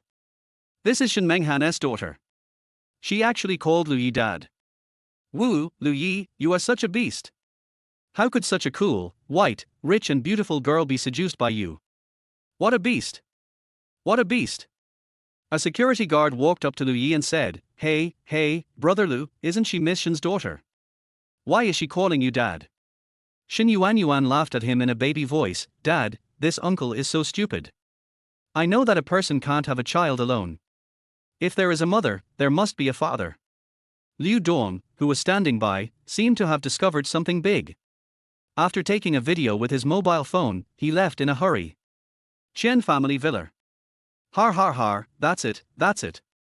A middle-aged man whose facial features were 50% similar to Shen Menghan was happily talking to several men opposite him. He is Shen Menghan's father, Shen Yuchu. The people sitting opposite him were Chen Yujin, the head of the Chen family, and his wife, as well as Chen Yuyi's younger brother Chen Yuyin. Of course, there is also the protagonist Chen Weiliang. Chen Yujin talked about the ash and continued with the attitude of a superior. After that, I feel that we need to have a deeper chat about the East District. The Shen family and the Chen family were originally evenly matched. For 2 years, the Shen family was even much stronger than the Chen family. But the world is changing, and no one can guarantee a prosperous life. The Shen family ran into trouble and lost a lot in the past 2 years. In contrast, the Chen family's business was becoming more and more prosperous. If the Chen family doesn't help them, the Shen family may face a devastating disaster. Therefore, even if Chen Yujin was showing off in front of Shen Yuchu and even brought up the East District, Shen Yuchu could only do 3 things in one: nod, smile, and say yes. Chen Yujin was very satisfied with Shen Yuchu's attitude. In that case, I think there shouldn't be any problem. Let's get the kids married first. What do you think? In-laws. That's what I think. At this time, the housekeeper came in and placed a mobile phone playing a video in front of Chen Yujin. When he heard the word dad, Chen Yujin stood up suddenly. When he stood up, everyone else stood up as well. Especially Shen Yuchu on the opposite side. What's wrong, in-laws? Wait a minute, don't call me in-law yet. Take a look at this first. Shen Yuchu, you have to give me an explanation. Explain this matter to me clearly. Everyone couldn't understand why Chen Yujin, who was fine just now, turned against Shen Yuchu just because he took a glance at the video. What was the content of the video? Chapter 11: Sister-in-law is coming. What is it? Shen Yuchu stretched his neck, looking curious. Chen Yujin shouted, "Housekeeper, turn on the TV." He cast the video from his mobile phone onto the TV. Dad! Dad! Everyone saw that Shen Menghan's daughter, Shen Yuan, kept calling Dad on the left and Dad on the right, calling a young man in a security uniform. The young man also held Shen Yuan in his arms, looking very loving. There was an uproar in the Chen family's house, and almost all members of the Chen family had gloomy faces. Shen Yuchu's face was filled with astonishment, and then he heard Chen Yujin's suppressed angry voice from the other side. Shen Yuchu, this is Shen Yuan, right? The girl your daughter adopted. She's your granddaughter. My eyesight is not good, can you help me take a closer look, is this right? Shen Yuchu stood up and said, "This relative, there must be some misunderstanding." Chen Yujin could no longer suppress his anger, and slammed the table and shouted, "So you admit that this is your granddaughter?" Shen Yuchu, har har, you are begging for an alliance with my Chen family, but you are doing this kind of trick behind my back. What are you doing? Throwing shit on my Chen family. Do you think my son must be your daughter, or do you think that an alliance with my Chen family is unfair to your Shen family? Are you using this method to disgust me? Shen Yuchu nervously explained, "My dear relatives, there must be some misunderstanding. I know. Someone must want to ruin the marriage between our 2 families, so they deliberately instigated and framed us. Don't be angry first. I will get to the bottom of this matter and give you a satisfactory explanation." After leaving Chen's house, Shen Yuchu immediately called Shen Menghan to question her. At this moment, Shen Menghan was handling things in the company. After receiving the call, she was scolded by Shen Yuchu before she could even open her mouth. Shen Menghan was confused and had no idea what Shen Yuchu was talking about. What, Dad? Dad, what are you talking about? At this time, she also received the video sent by Shen Yuchu on her computer. Seeing Shen Yuan appear in the security room and calling Lu Yi Dad in front of all the security guards, Shen Menghan felt like the sky was falling. This is no small matter. The Shen family is in trouble now, and they have finally grabbed the Chen family as a lifeline. If it weren't for the Chen family, the Shen family would at best go bankrupt, or even be burdened with huge foreign debts and face the risk of imprisonment. Shen Menghan naturally didn't want to marry Chen Weiliang, but for the sake of the Shen family, she had to marry. And you have to appear willing and eager to do it. Give me an explanation. Who is that man? Dad, I will give you an explanation for this matter. Please give me some time. After hanging up the phone, Shin Menghan's eyes were full of disappointment. He sighed and said to himself, Lu Yi, you are really not a man. I wanted to let my daughter see you more often, but I didn't expect that you would actually want to use Yuan Yuan to get close to me. You should never, ever bring Yuan Yuan to so many people. You disappoint me so much. After the disappointment, Shin Menghan was left with only anger. Lu Yi may not know how serious his behavior is. This is no longer a matter between him and Shin Menghan. But it is about the relationship between the Chen family and the Shin family. It is very likely that the Shin family will fall into an irretrievable situation. She will never forgive. Security room. Shin Yuan sat next to Lu Yi, surrounded by security guards like a national treasure. Ask some questions that will tease the child. Do you like dad more or mom more? How old are you this year? What do you want to be when you grow up? Have you been to school yet? Faced with various questions, Shin Yuan remained calm and not only gave clear answers, but also sometimes fought back, catching the other party off guard. I like both mom and dad. Uncle, do you like dad or mom? Of course I go to school. Mom said that if I don't go to school, I will be like you, working as a security guard here. Uncle, why didn't you study hard back then? Her adult-like appearance and calm answers made many security guards secretly give Shin Yuan a thumbs up, believing that she will become a great person in the future. Shin Yuan's question was embarrassing, but these adults would not argue with a child. Most of the time, they would just laugh it off. Lu Yi. At this time, Shin Menghan walked into the security room with a cold aura. A security guard smiled and said, Sister-in-law is here? Sister-in-law, Brother Lu is inside. Would you like some tea? I'll pour it for you. There was a chill in Shin Menghan's eyes. The security guard shivered all over. Realizing that something was wrong, he immediately escaped by pretending to urinate. Oh, I'm a little pent up. I'm going to the bathroom first. Sister-in-law, you talk to Brother Lu. The security guard slipped away but did not leave. Instead, he watched secretly from the window. The other security guards in the room had not yet realized that Shin Menghan's expression was not right, and they all stood up and greeted him. Sister-in-law is here. Sister-in-law, are you here to see Brother Lu? Bang! The sound of a resounding slap echoed throughout the security room. All the security guards were stunned. Lu Yi looked calm, as if he was not the one who was slapped. What's wrong? Shin Menghan raised her hand again and slapped the other side of Lu Yi's face. But this time, Lu Yi did not spoil her. Instead, he stretched out 2 fingers to block her slap. What happened? Shin Yuan jumped off the chair, hugged her mother's legs, and shouted, Mom, why did you hit Dad? But Shin Menghan ignored Shin Yuan and did not give any explanation. Instead, he beat and scolded Lu Yi and warned him. Lu Yi, you bastard! Who told you to bring Yuan here? This is the first time and the last time. From now on, you are not allowed to see Yuan privately again. Otherwise, you will never see her again in your life. How could Lu Yi let go when he learned that Shin Yuan was his biological daughter?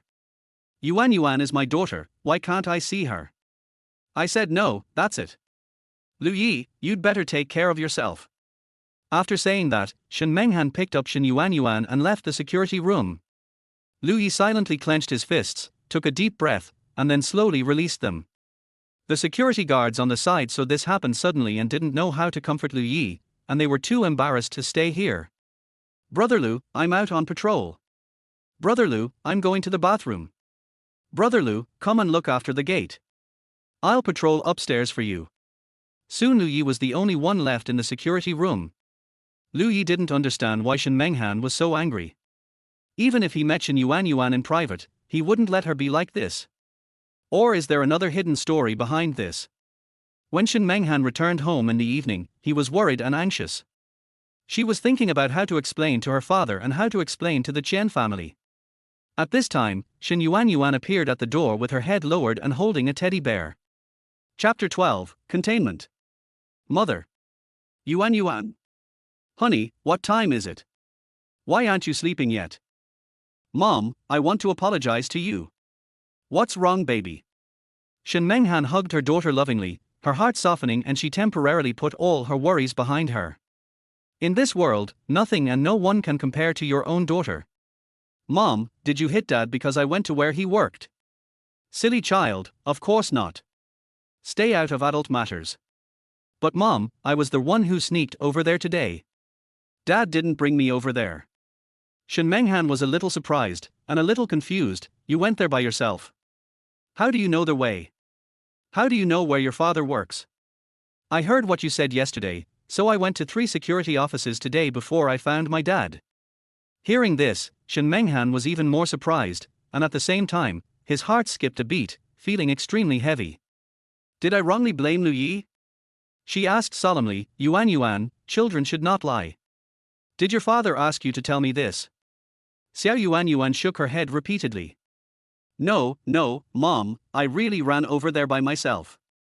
If you don't believe me, you can check the surveillance. I'm sorry, Mom, I just wanted to see Dad, and I didn't want to make you angry. I won't do that again in the future. Shen Menghan first comforted Shen Yuan and coaxed her to sleep, then he closed the bedroom door and checked the surveillance video. The surveillance footage showed that Shen Yuan did open the door and go out by herself, and no one came to pick her up. This made Shen Menghan feel even more guilty. Thinking about her attitude today and the 2 slaps she had on Lu Yi, she felt guilty. She picked up her phone, wondering whether she should call Lu Yi to apologize. My colleagues were tactful enough not to mention anything about what happened today. After get off work, Lu Yi prepared to go home. Colleagues Xiao Liu and Xiao Mar found Lu Yi. Xiao Mar was still carrying a can of beer, and winked at Lu Yi. Brother Lu, don't be unhappy. Let's go have a drink after get off work. Let's go to your house or my house. Do you live alone? Lu Yi smiled and said, what are you unhappy about? It would be strange for Lu Yi to be happy after being treated like that by Shen Menghan today. Xiao Liu hooked his arm around Lu Yi's shoulder and said, hey, Brother Lu, why are you pretending to be like that between us brothers? There's no need to hold it in. If you want to cry, just cry. Xiao Mar immediately sang Nyoderhua's It's Not a Sin for a Man to Cry to match Lu Yi's mood. Get lost. Hey, Brother Lu, come to my house and have a couple of drinks. It just so happened that Lu Yi had nothing to do, and since they were treating him to a drink, Lu Yi might as well go over and brag to them. The 3 brothers were walking arm in arm when several vans suddenly blocked their way. There's something wrong with you, how are you driving? Xiao Liu cursed softly and prepared to walk around. At this time, more than a dozen strong men jumped out of the car, with obvious intentions, and headed straight for the 3 people. Each of them, with a ruthless temperament, blocked the way of Lu Yi and the other 2. Xiao Mar is a relatively tactful person. When he saw that this group of people had bad intentions, he immediately greeted them with a smile. Brothers! What's up? We are just passing by. Suddenly, the big man in the lead grabbed the pony's collar and lifted it up with force. The pony's feet were suspended in the air and he was actually lifted up with one hand. You can imagine how strong this person is. Hey, big brother, let's talk. The pony didn't know what he had done wrong. His first reaction at this moment was that he was being robbed. But it's only 6 o'clock in the evening and it's not even dark yet. These people are a little too brave. The group of people started laughing when they saw Xiao Mar's funny and embarrassed look. The big man exerted force and threw the pony 3 or 4 meters away. The pony's internal organs were broken and it hurt so much that it almost cried. It seemed as if all the bones in its body were about to fall apart. Har. This little bastard is working as a security guard. I don't know what use he is. Just to make a living, do you think everyone is like you, hanging out in the gym? Xiao Liu was very panicked by the people's ridicule and indifferent attitude towards beating. He took 2 steps back, already thinking about running away. Lu Yi calmly looked at the 11 or 12 sturdy men in front of him and said in a deep voice, Xiao Liu, help Xiao Mar to the hospital. Xiao Liu asked in panic, what about you, Brother Lu? Me? Har, they are here to see me. What? Brother Lu, you are a loan shark. No. I think I fucked their eldest brother's woman. Brother Lu, at this time, are you still in the mood to brag and joke? What else? Lu Yi also didn't know the purpose of this group of guys. But he felt that Xiao Mar and Xiao Liu would not offend these people. Your name is Lu Yi, right? At this time, the burly man in the lead turned his gaze to Lu Yi and began to look him up and down. Sure enough, this group of people came to find me. Lu Yi smiled calmly and walked forward. Yes, I am. Suddenly, Xiao Liu grabbed Lu Yi. Brother Lu. Where are you going? Run. Lu Yi was stunned. How come Xiao Liu hasn't he run away yet? He asked in confusion. Why are you still here? Didn't I ask you to take Xiao Mar to their hospital? Brother Lu, I'm worried about you. This one sentence made Lu Yi a little touched. Although Xiao Liu is timid, he is actually a very righteous person. Including the fact that they came to me today to drink and entertain me. This shows that these two guys are quite loyal. It's just that the ability is too weak. I'm fine, don't worry. Brother Lu, stop bragging. There are more than a dozen people on the other side, and each one is stronger than you. Do you really need to brag? Let's run now before they surround us. These words were also heard by the other party. So those strong men immediately went around behind Xiao Mar and Xiao Liu and surrounded Lu Yi, Xiao Mar and Xiao Liu. Har har, run. Where can you run to? It's over. Xiao Mar and Xiao Liu's faces turned as pale as paper in an instant. I'm afraid someone will beat the shit out of me today. Brother Lu, how did you offend them? Did you steal something from them? Return it to them as soon as possible. This is also the question Lu Yi wanted to ask. He looked at the leading burly man. Yeah, how did I offend you? Tell me.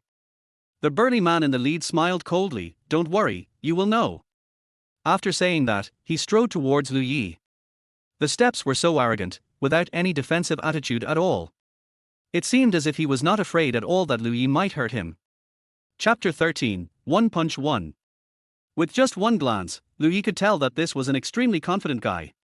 The way he walked didn't show any sign of being on guard at all, which meant that he was fearless and not afraid of Lu Yi's sudden attack. Brother Lulu, what should I do? Xiao Liu was so scared that he hid behind Lu Yi. It's not that he didn't want to run, but there was nowhere to escape at this moment. He was surrounded by strong men on all sides. If he had known that Lu Yi was so stubborn, he should have just run away. Now, not only did he fail to persuade Lu Yi to leave, but he also got himself involved. At this time, Lu Yi turned around and smiled at Xiao Liu. Xiao Liu, have I ever told you that I'm a good fighter? Didn't you guys always not believe it? The pony got up from the ground, holding his stomach. When Xiao Mar heard Lu Yi's bragging, his face turned extremely ugly. Brother Lu, please stop bragging, okay?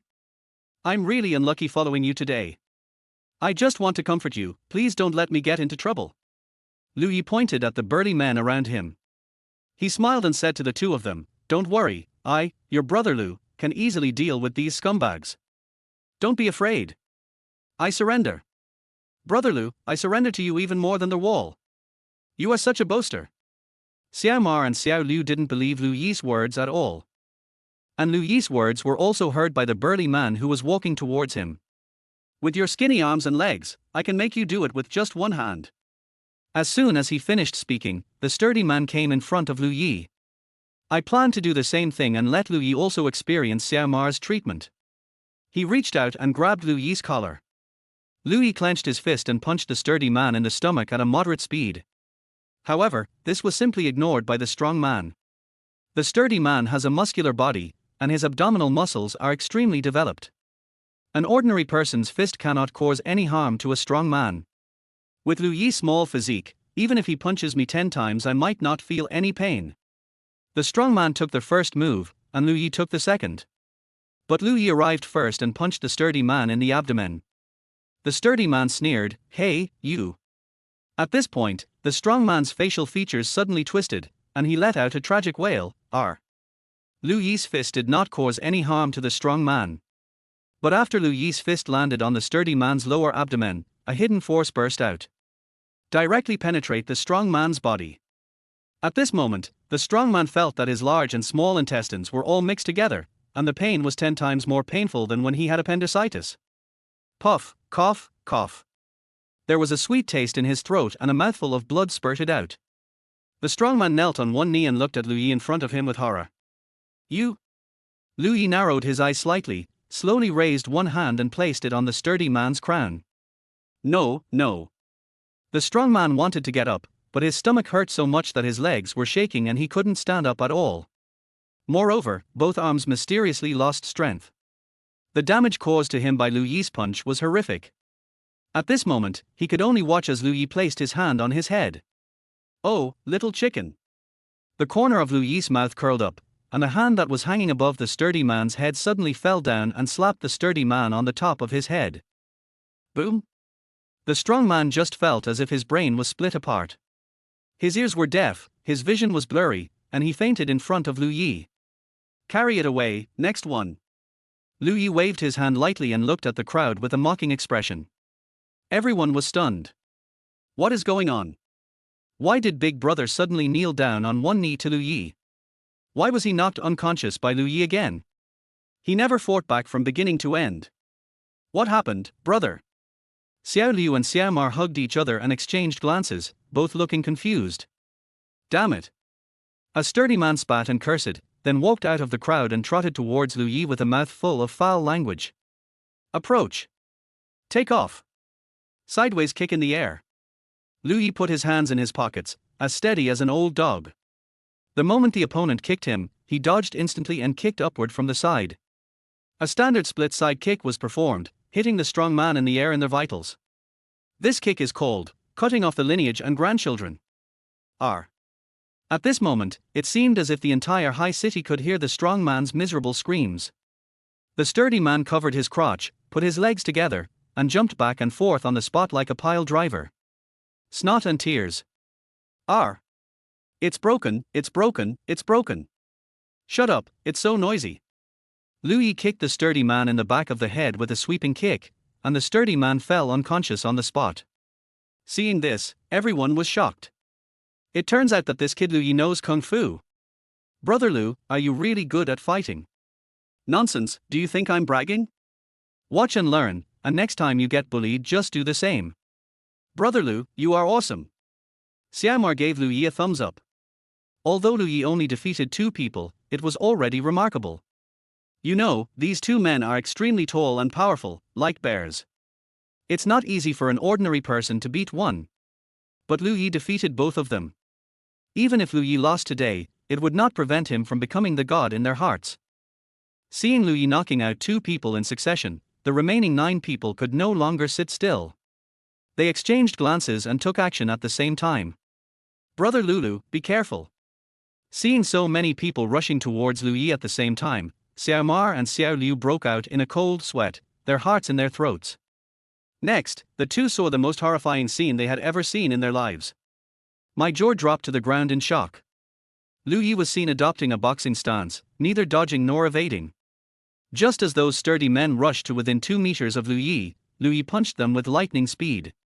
The other person's body stiffened instantly and he fell straight to the ground. Not a single sound was made. One possibility is a coincidence. 2 could be accidents.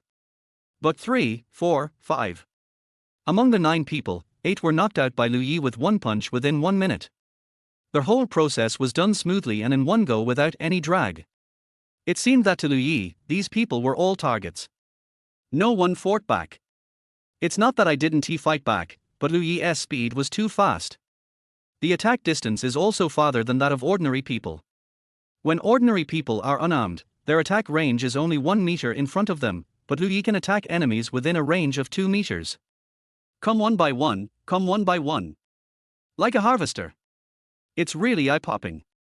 The reason why the last person was able to survive was not because he was powerful, but because he saw that the 8 brothers in front of him were all knocked unconscious and were so scared that they retreated one after another, thus he escaped.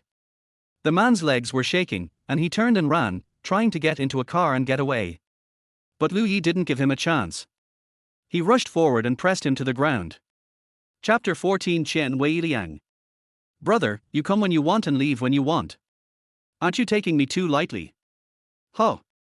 Lu Yi put 1 foot on the other man's butt, pinched his neck with 1 hand, and kept shaking the strong man's head.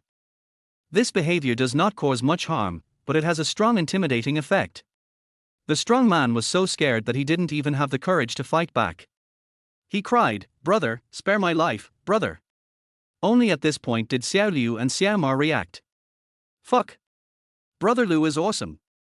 Brother Lu, you are my god, Brother Lu. The 2 of them rushed up with joy and praised Lu Yi fiercely. Brother Lu, are you really not bragging? Are you really that awesome? In the past, everyone felt that Lu Yi was full of lies and boasting. But at this moment, the two of them believed it completely. With Lu Yi's skills, it would be easy for him to win a fighting championship. Lu Yi laughed twice and rubbed the tip of his nose with his thumb. Do you really think that I am a vegetarian? Brother Lu is awesome, Brother Lu is awesome. The two of them complimented Lu Yi, massaging and kneading his shoulders, and wanted to learn kung fu from Lu Yi. Brother Lu, can you teach me a few moves, Brother Lu? Yes, Brother Lu, you are so awesome, please teach us. We'll talk about this later. I'll deal with them first. Lu Yi stepped hard and almost stepped on the strong man's shit. The strong man was in so much pain that tears streamed down his face and he quickly begged for mercy. Brother. Big brother. It hurts so much that my stomach is about to break. Please be gentle and have mercy on me, big brother. Lu Yi threatened in a deep voice, will you tell me or not? Tell me now. Keep exerting force with your feet. The sturdy man felt that his butt was about to be broken into 8 pieces by Lu Yi. Brother, I'm about to explode, please stop stepping on me. Lu Yi shouted, still being stubborn, huh? You won't say anything, huh? I'll let you be stubborn. As he said that, he slapped the sturdy man twice on the back of his head. This time, the strong man burst into tears due to the pain. He felt as aggrieved as a child weighing over 200 pounds. Brother, please forgive me. Hurry up and tell me.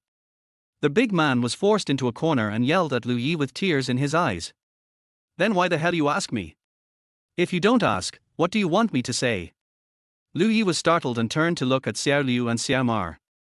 Didn't I ask him a question just now? The two shook their heads.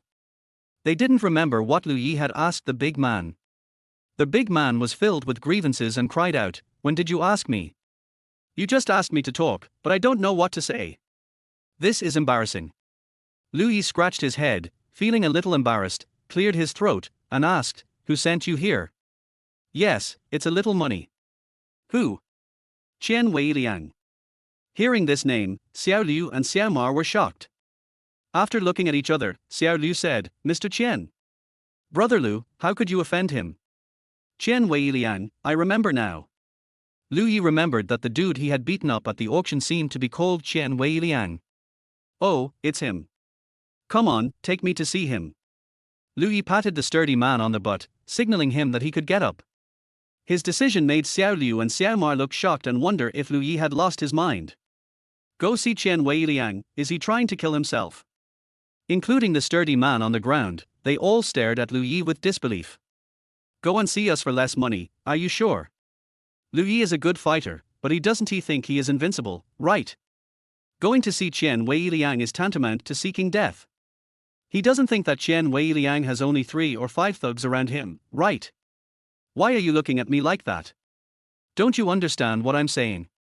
Lu Yi raised his hand as if to hit the other person, and the sturdy man quickly held his head.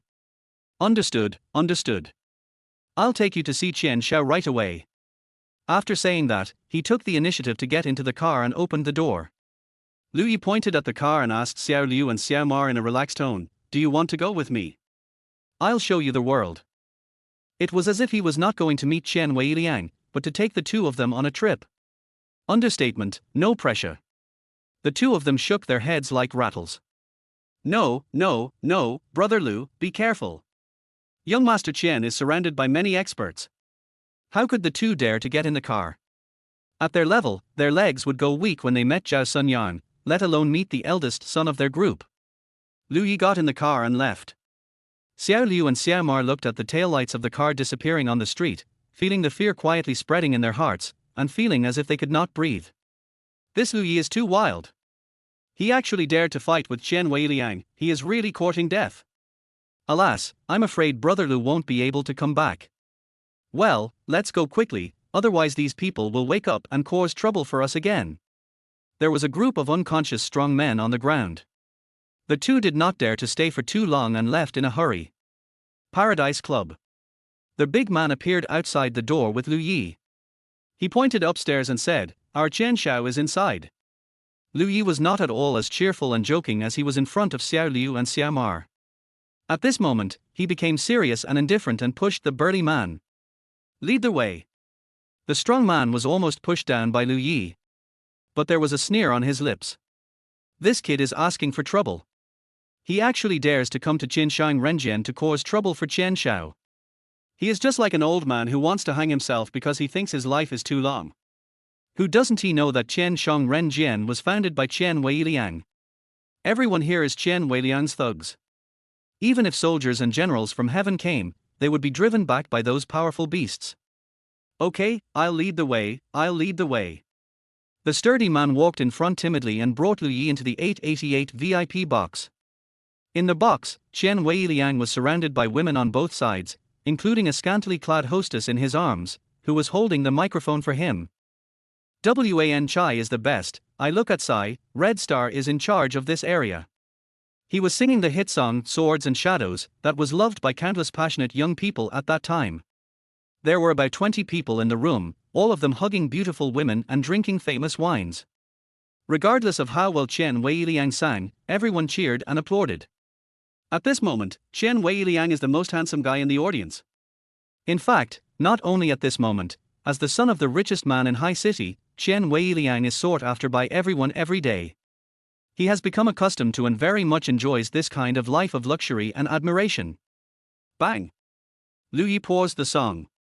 Okay, everyone, stop for a moment and listen to me. Who the hell is this? Where did this bastard dare to cut the song of a lesser paid song? When did the dog come in?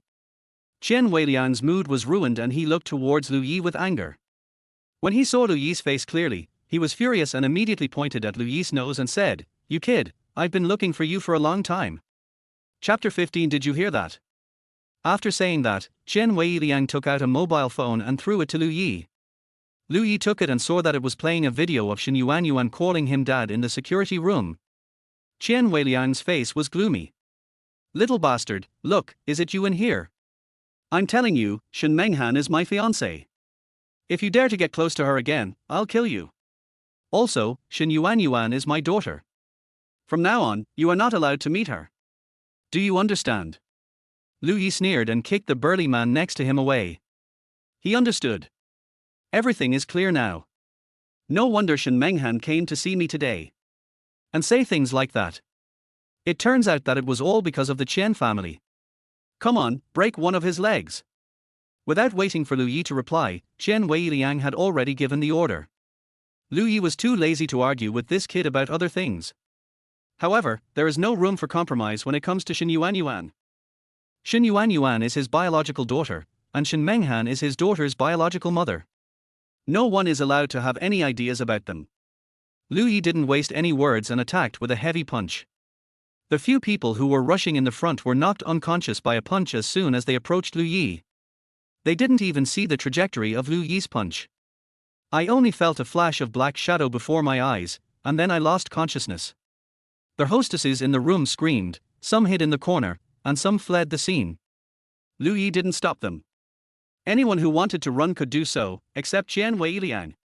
He threw his arms around and started killing people in the box. Punches rained down like rain, beating Qian Weiliang's men to the point where they had no power to fight back. With one punch, his liver and gallbladder burst and bile gushed out. Qian Weiliang had not yet realized the seriousness of the matter. He thought that more than 20 people beating up Lu Yi could kill him even if each of them only used one finger. So he leisurely lit a cigarette, ready to watch the scene of Lu Yi becoming a cripple and lying on the ground begging for mercy. But as soon as he lit up the cigarette, a hand slapped him hard in the face, knocking his cigarette away. Qian Weiliang was extremely furious, thinking that some ignorant younger brother had accidentally hurt him.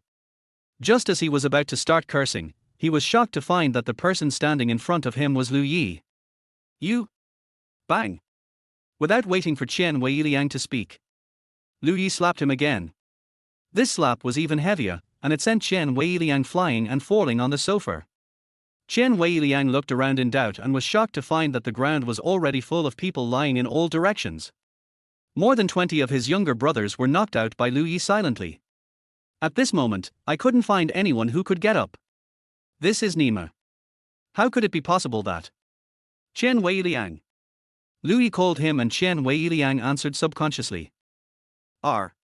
But what awaited him was a merciless 32-hit combo. Snap snap. Lu Yi used the small plastic hand used for cheering in the KTV box to slap Chen Weiliang on the left and right sides of his face.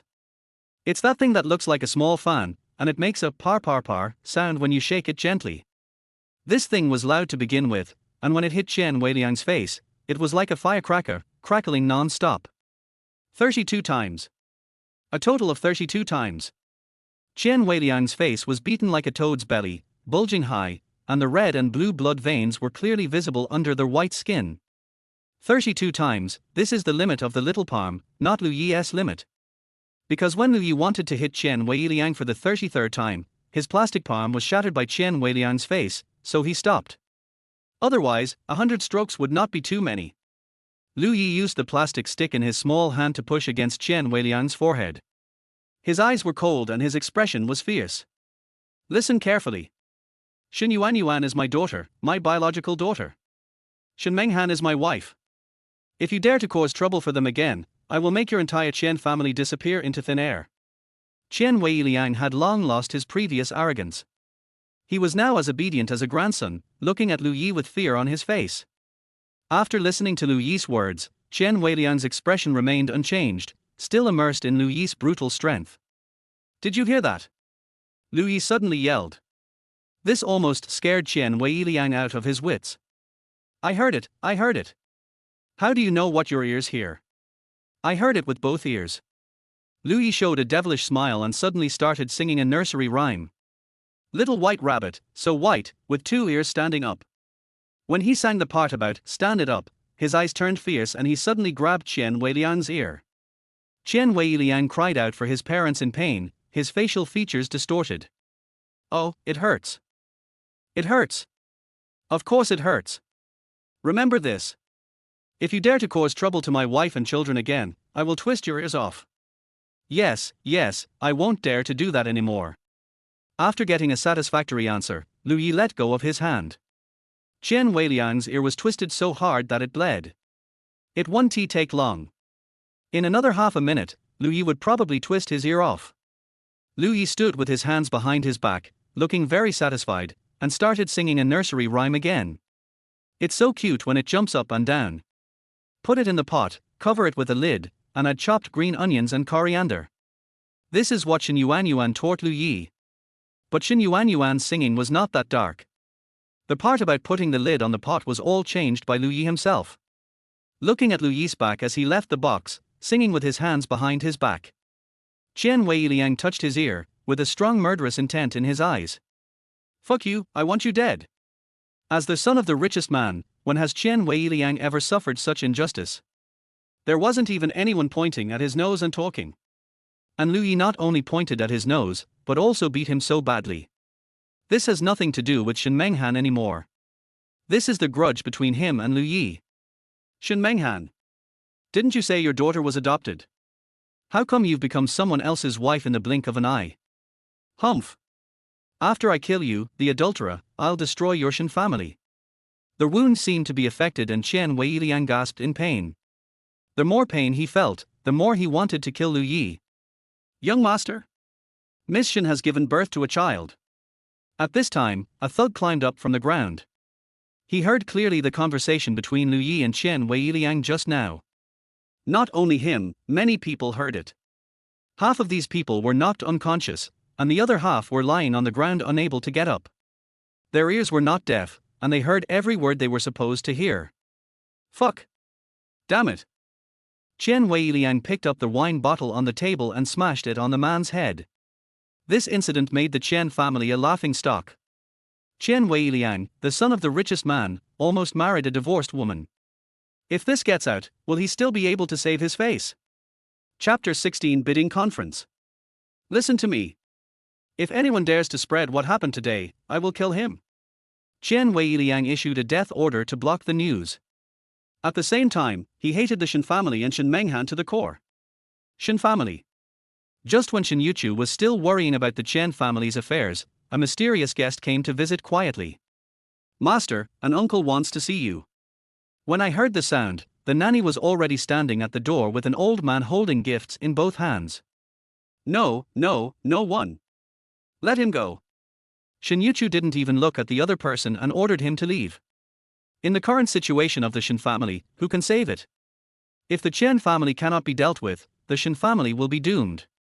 Then the old man laughed heartily. Har har har, Xiaoshen, your temper is exactly the same as your father's. Xiaoshen. How many people dare to call Shen Yuchu like that? Those who can call Shen Yuchu like this are almost all big shots. You know, people who are older than Shen Yuchu but less powerful than him would call him Mr. Shen.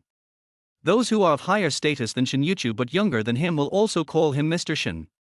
Only those who are higher in status, age and seniority than Shen Yuchu would call him like that.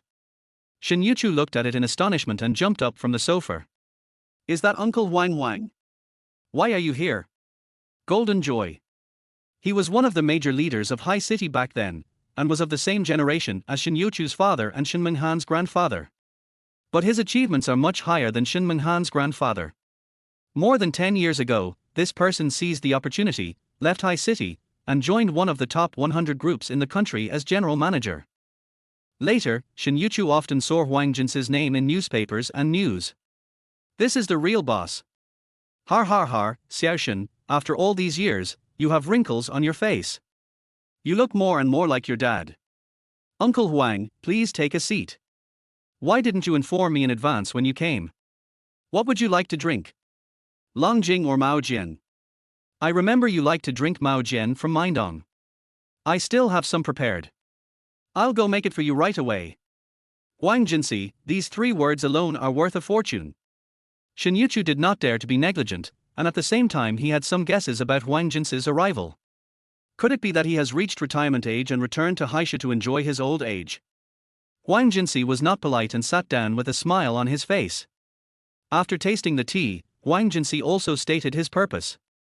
It's not that I didn't tell you in advance, it's that I didn't know I was going back to High City. You don't know either. Yes, our Beihai group is planning to develop in Haisha recently. Because I am from Haisha, I was entrusted with the important task of returning here to set up a branch. The day after tomorrow, there will be a bidding meeting, and Beihai group will select a partner in Haisha. Upon hearing this, Shen Yuchu's eyes lit up. Isn't he this a godsend? Given the relationship between his Shen family and Huang Jinsi, he must be the partner. Huang Jinsi's subsequent words also confirmed Shen Yuchu's guess. Xiaoshen, you know that your father and I are old friends. I want to find a trustworthy and reliable partner who is also well known in High City. I think your Shen family meets our requirements.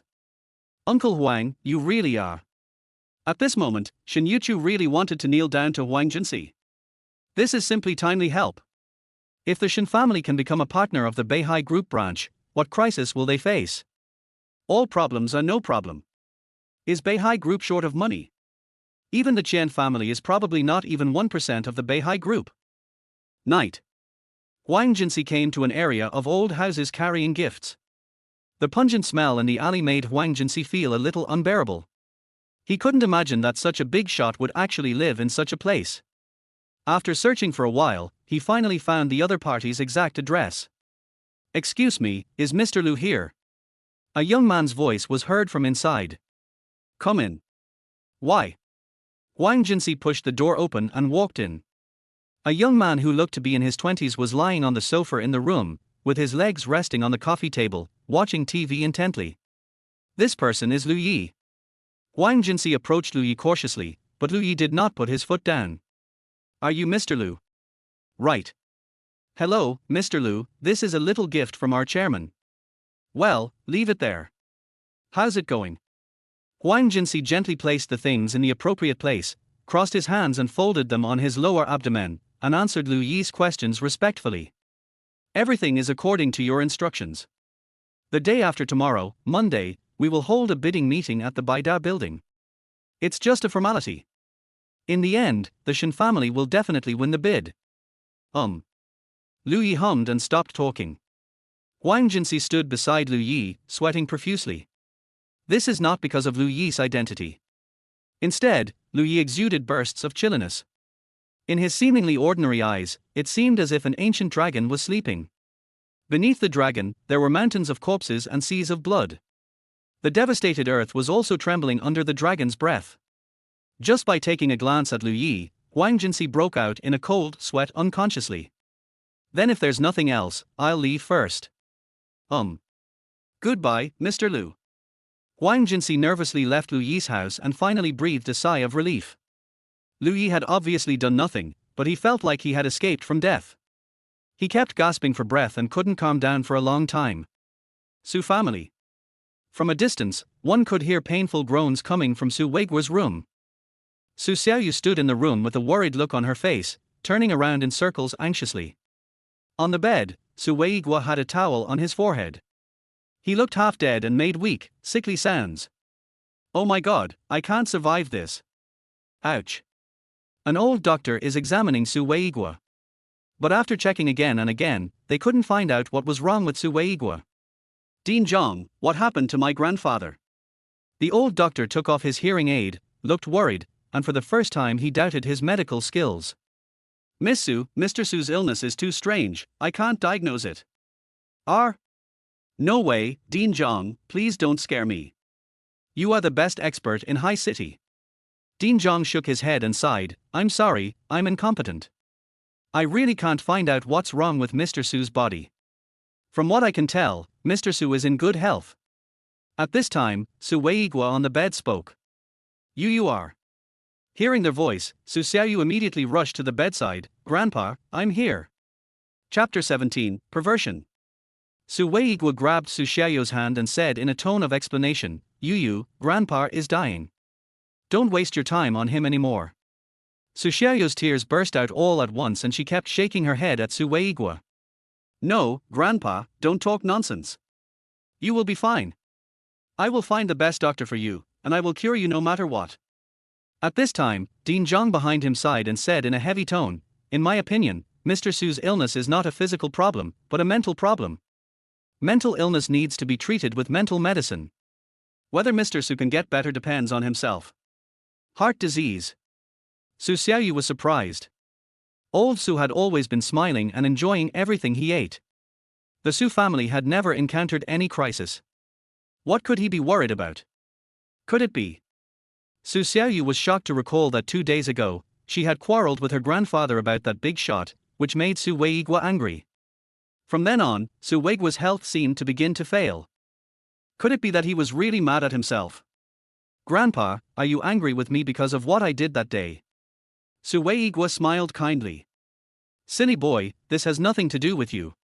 However, after he finished speaking, he sighed heavily.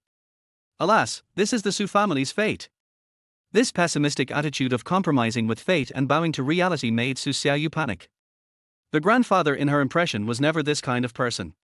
No matter what crisis the Su family encounters, Su Weiguo always looks confident and sure of victory. He is the backbone of the Su family. With him around, it seems that all problems are not problems. Brave, fearless, even invincible. Su Xiaoyu takes her grandfather as her role model and is proud of him. But now, there was helplessness in Su Weiguo's eyes. Grandpa, don't be like this. Tell Yu what's on your mind. Yu will definitely listen to you. Su Weiguo had a triumphant smile on his face. He had put in a lot of effort to make Su Xiaoyu listen to him. I've been screaming for 2 days and my throat is almost smoking. Yu, no need. Grandpa doesn't want to embarrass you. Since you don't want to see that important person, Grandpa respects your decision. Grandpa can handle anything for you. But Grandpa's health is failing, and you will have to take care of the Su family from now on. Su Xiaoyu held her grandfather's hand and cried bitterly. No, Grandpa. I can't bear it. Are you feeling uncomfortable because of this matter? Yu, I'll listen to you. I'll go see him, isn't it okay for me to go see him? Don't force yourself. No need to force me, Grandpa. Yu will listen to you. Yu will never talk back to you again. Su Weiguo was very happy at this moment, but he had to pretend to be weak on his face. Then I'll try to see if I can ask him out. You can't meet such an important person just because you want to. He has to be willing to meet you. Let's do it tomorrow night. Don't go out tomorrow. Wait for my news at home. Grandpa, I'll listen to you. After Su Xiaoyu left, Dean Zhang frowned and said, Mr. Su, isn't it a bit inappropriate for us to do this? Isn't it a bit too despicable? Su Weiguo changed his previous sickly look, took a deep breath, and spoke helplessly. For the future of the Su family, it's worth it no matter how despicable it is. The next day, Louis asked for leave. In the afternoon, we came to a very famous restaurant in High City, Dream Cruise. The overall design of the restaurant is based on the shape of a ship, including the interior decoration design, which also imitates the decoration of a giant ship, giving people a feeling of enjoying food on the sea. The people who come in and out here are all upper-class people. Louis was dressed simply, and when he entered, the receptionist at the door didn't even look at him. It's not that Louis doesn't know how to dress up, but he is already giving face to Old Man Sue by coming. Last night, Old Man Sue went crazy and called him more than a dozen times, crying and begging him to meet him today.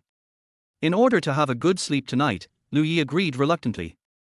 What's more, does Louis need to dress up to meet an old man? Unexpectedly, when he entered the room, Suweigwa suddenly sent a message to Louis, saying that he had something urgent to do and could not come, and asked his granddaughter to meet Louis on his behalf. You're not kidding me, old man. Louis had a vague feeling that the old man's purpose was to get his granddaughter to meet him, and it was not some emergency matter at all. But now that I'm here, I might as well meet him. I can't go back. On the third floor of the Dream Cruise, Su Xiaoyu wore a black chiffon evening gown and deliberately revealed her cleavage. She looked like a noble and gorgeous black swan, elegant and beautiful. A pair of slender black high heels made her figure 10 centimeters taller, making her look more slender and graceful, with an elegant temperament. Grandpa, I feel so uncomfortable. Does it have to be like this? Su Xiaoyu had never worn such revealing clothes, and the pair of high heels on her feet were too high, making her very uncomfortable when walking. She really wanted to go back and change her clothes. But this dress was custom made for Su Xiaoyu by Suweigwa. Suweigwa was very satisfied and specified that she must wear it to meet the important man tonight. If you feel uncomfortable, just get used to it. Yu, tonight is very important, you must not let me down. I'm fine, Grandpa, I'm going to the bathroom first. Su Xiaoyu felt very uncomfortable. Her back was cold and almost entirely exposed. Moreover, there was very little fabric on her chest, which made her feel like it would fall off at any time. She tried to pull it higher, but the design of the dress was such that it would fall down immediately after she pulled it up. The 12-centimeter high heels made Su Xiaoyu walk very carefully. But even though she was cautious, accidents still happened. One of them lost his balance and fell forward. As soon as Louis walked out of the elevator, he saw a woman rushing towards him. Hey miss, be careful. Louis was quick-witted and quick-handed. He rushed forward and hugged Su Xiaoyu. Thank you, is that you? It's you? The two made eye contact and both showed surprise. After a brief silence of 2 seconds, Louis chuckled, why are you dressed like a big black and white cabbage? Your high heels are longer than your life. You can't spit out ivory from a dog's mouth. Su Xiaoyu pushed Louis away angrily, her beautiful eyes scanning Louis angrily. This country bumpkin, dressed like a vegetable vendor, why did he appear here? Louis, are you following me? Why do you go wherever I go? Are you a pervert? Chapter 18 Toad. Louis looked confused and asked the question honestly and sincerely. Who? I? Abnormal. Su Xiaoyu asked back confidently. What else? Who do you think I'm talking about? Is there anyone else here? Louis was amused by her. This big black cabbage lady. Wait a minute, what did you call me? Big black and white cabbage, or cabbage? Kim Kai? Oh, I remember, purple cabbage. Su Xiaoyu was wearing a black tulle long skirt. That layer of veil is very thin and transparent. But if many layers overlap, these problems will not exist.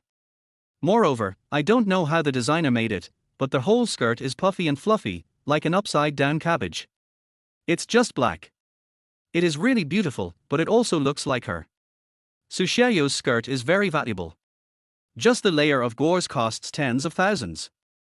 If it wasn't so exposed, she would definitely keep this dress as a treasure. Such a beautiful skirt was compared to cabbage by the other party. What a bumpkin who doesn't know how to appreciate. Humph, vegetables are all you can think about. You might as well stop being a security guard and go sell vegetables at the market. I think you're dressed like a vegetable seller. You pervert, I warn you, don't follow me anymore. You can't expect to get anything from me. Louis was confused again. What does this have to do with anything? How come this lady is so good at fantasizing? What can I get from you? Are you sick? You can come here, but I can't. Har har, I don't look down on you, a country bumpkin like you, but your monthly salary probably can't even afford the cheapest dish here. Don't you just want me to intercede for you and help you get closer to Meng Han? I'm telling you, forget it. There's no chance for you and Meng Han. There's even less chance for you and me. As he spoke, Su Xiaoyu seemed to remember something and actually took out 20 yuan from his chest. Lu Yi's eyes widened. How could money be hidden in that place? It really opened my eyes. Give. What do you mean? Why do I need your money? Su Xiaoyu stuffed 20 yuan into Lu Yi's hand. Take this money and buy a mirror. Look at yourself and see what kind of person you are. Are you worthy of Meng Han? Lu Yi smiled and actually accepted the money. But he did not buy a mirror, but instead looked at the stainless steel door of the elevator next to him. The elevator was wiped clean and was more reflective than a mirror. I am still very handsome, 360 degrees handsome. Do you think there is something wrong with your eyes? Do you want to go get an eye check? Lu Yi. Su Xiaoyu couldn't stand Lu Yi's narcissistic look. In order to make him face the reality, Su Xiaoyu said more sharply, You are just a stinky security guard, where do you get the confidence from? Do you know how much a meal costs Meng Han? That's your monthly salary. I beg you to wake up and stop wanting to eat swan meat. You don't deserve it. Hearing this, Lu Yi sneered. There is no one in this world that I, Lu Yi, am not worthy of. Also, I came here to see someone. It has nothing to do with you. Don't flatter yourself. Even if you want to see me, I may not be available. But Su Xiaoyu didn't believe even a single punctuation mark in his words. She sneered and said sarcastically, Har har, keep bragging. Who do you think you are? I am flattering you by calling you a toad. Without a toad like me to hold you up, you would have fallen down. Do I need your help? Okay, I was just being sentimental. Let's just go our separate ways. Su Xiaoyu didn't want to get entangled with Lu Yi in the first place, but hearing what Lu Yi said, she was more than happy to do so. After this happened, Su Xiaoyu didn't even want to go to the bathroom and went straight to the 688 VIP box. When Lu Yi received the message from Su Weiguo, he also went to box 688. The two of them were traveling together. After walking a few steps, Su Xiaoyu realized that Lu Yi had been following her. She turned her head angrily, and sure enough, Lu Yi was still there. Hey, you pervert, are you done yet? Why are you following me? Who followed you? This road belongs to you, why can't I go on it? Su Xiaoyu's eyes rolled and an idea came to her mind. Of course you can go. Lu Yi, didn't you just say you had an appointment? Now, call the other person and ask him to pick you up, and I'll believe you. Otherwise, just follow me. Do you believe me or not, I'll call the police to arrest you. Nervous, okay, I'll beat you. Lu Yi had never seen someone like Su Xiaoyu. He is the Night King, so he shouldn't bother with a woman. If he can't afford to provoke her, he can at least avoid her. So he took out his cell phone and prepared to call Su Weiguo, asking him to ask his granddaughter to pick him up. Unexpectedly, as soon as I took out my phone, I saw a call from Shen Meng Han. Lu Yi was annoyed by Su Weiguo yesterday, so his phone was in silent mode. If he hadn't taken out his cell phone, he really wouldn't have known that Shen Meng Han called him. Hey, what's up? Shen Meng Han's tone was very anxious. Lu Yi, is Yuan with you? Su Xiaoyu on the opposite side saw Lu Yi pretending to make a call as soon as he took out his mobile phone, and thought that Lu Yi was pretending to save face.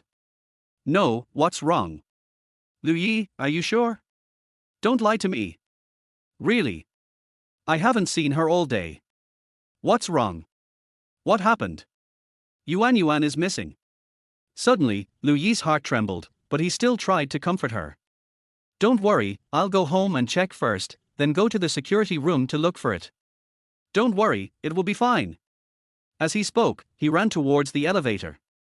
Su Xiaoyu saw this and immediately stopped him. Lu Yi. What are you doing? Didn't you say someone would come pick you up? What? I exposed your lie and now you want to run away. Lu Yi pointed at Su Xiaoyu and said seriously, I have something important to deal with right now. I'm not in the mood to mess around with you. You'd better leave me alone. While he was talking, he had already arrived at the elevator entrance. Su Xiaoyu sneered and followed. What's the big deal for a little security guard like you? You still don't admit that you are following me. Lu Yi, for Meng Han's sake, I will let you go this time, but if you do it again next time, don't blame me for being rude.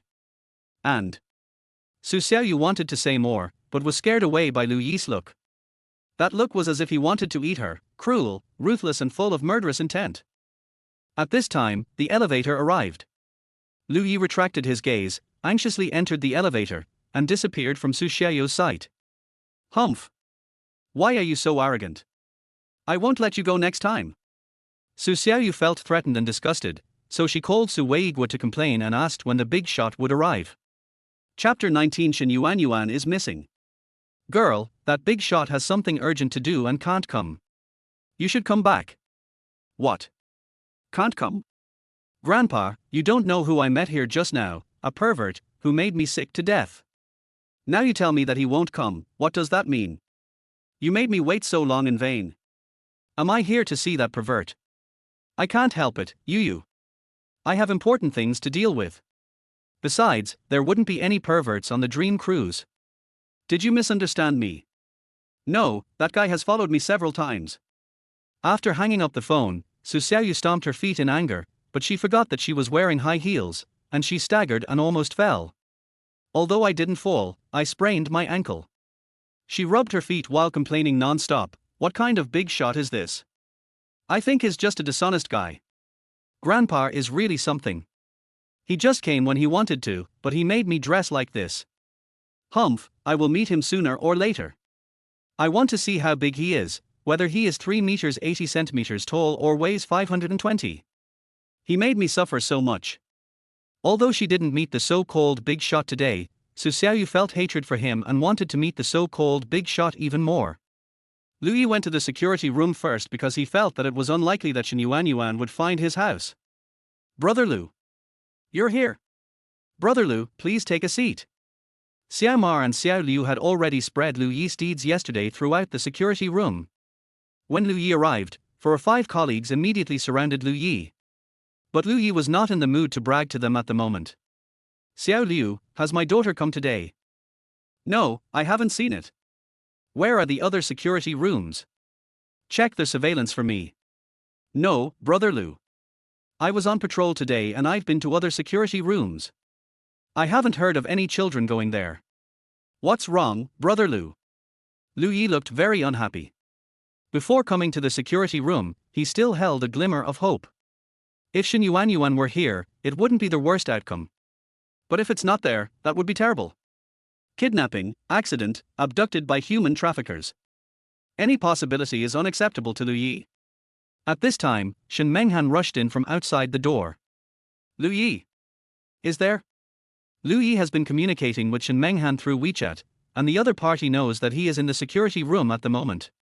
Lu Yi shook his head. Shen Menghan made a prompt decision, go to your house. Good. Lu Yi didn't waste any time and immediately got into Shen Menghan's car and headed to the residential area where he lived. But still nothing. Shen Menghan felt like the sky was falling. To her, Shen Yuanyuan was everything.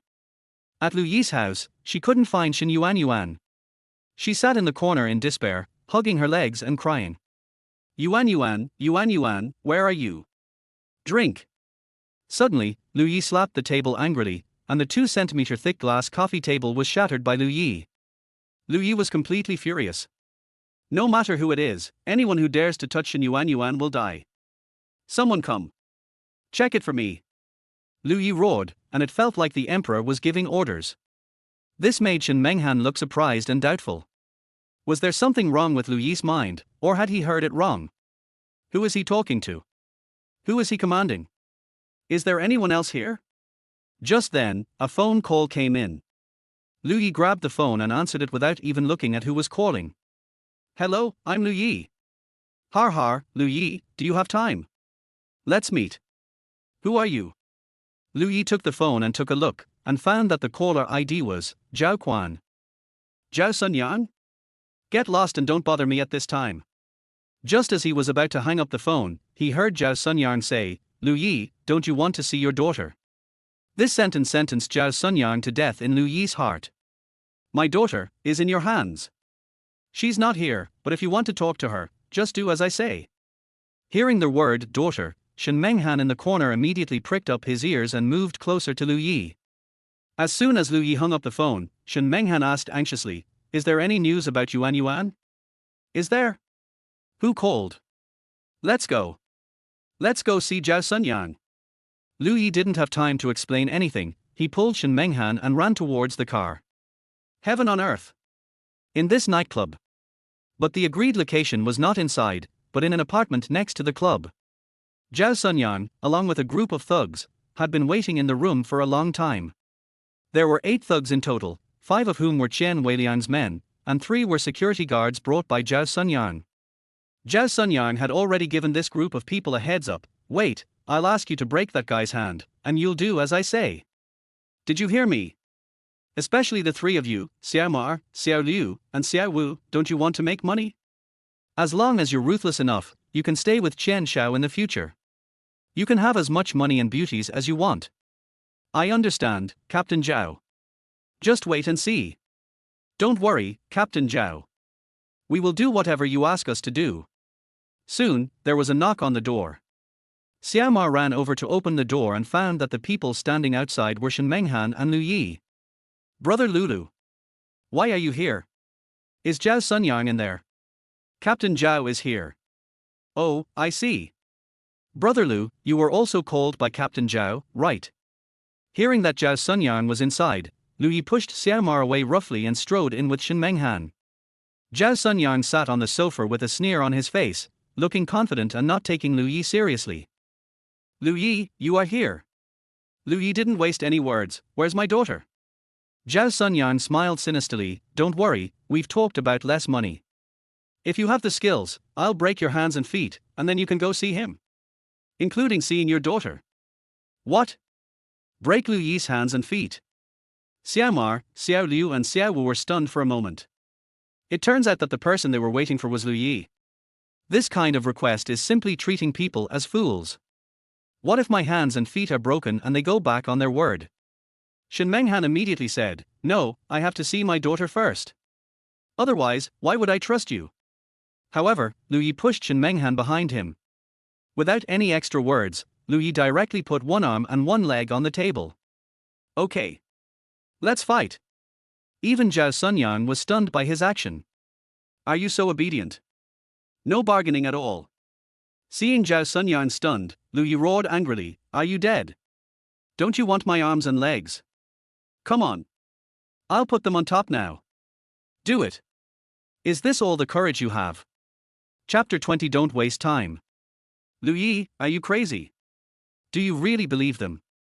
Shen Menghan never thought that Lu Yi would make such a big sacrifice for his daughter without hesitation. She believed that this matter could be resolved slowly through legal means or other means. She definitely didn't feel sorry for her daughter. On the contrary, she regarded Shen Yuan as more important than anyone else. However, if she was told that she needed one of Lu Yi's arms and legs in exchange for her daughter, she would definitely hesitate, or even refuse. No particular reason. People are all made of flesh and blood, and are born with compassion. If this incident had not happened in front of her, Shen Menghan might not have been so deeply touched. But when she saw Lu Yi putting one arm and one leg on the table, looking so eager to be crippled by the other party, her heart couldn't stop trembling.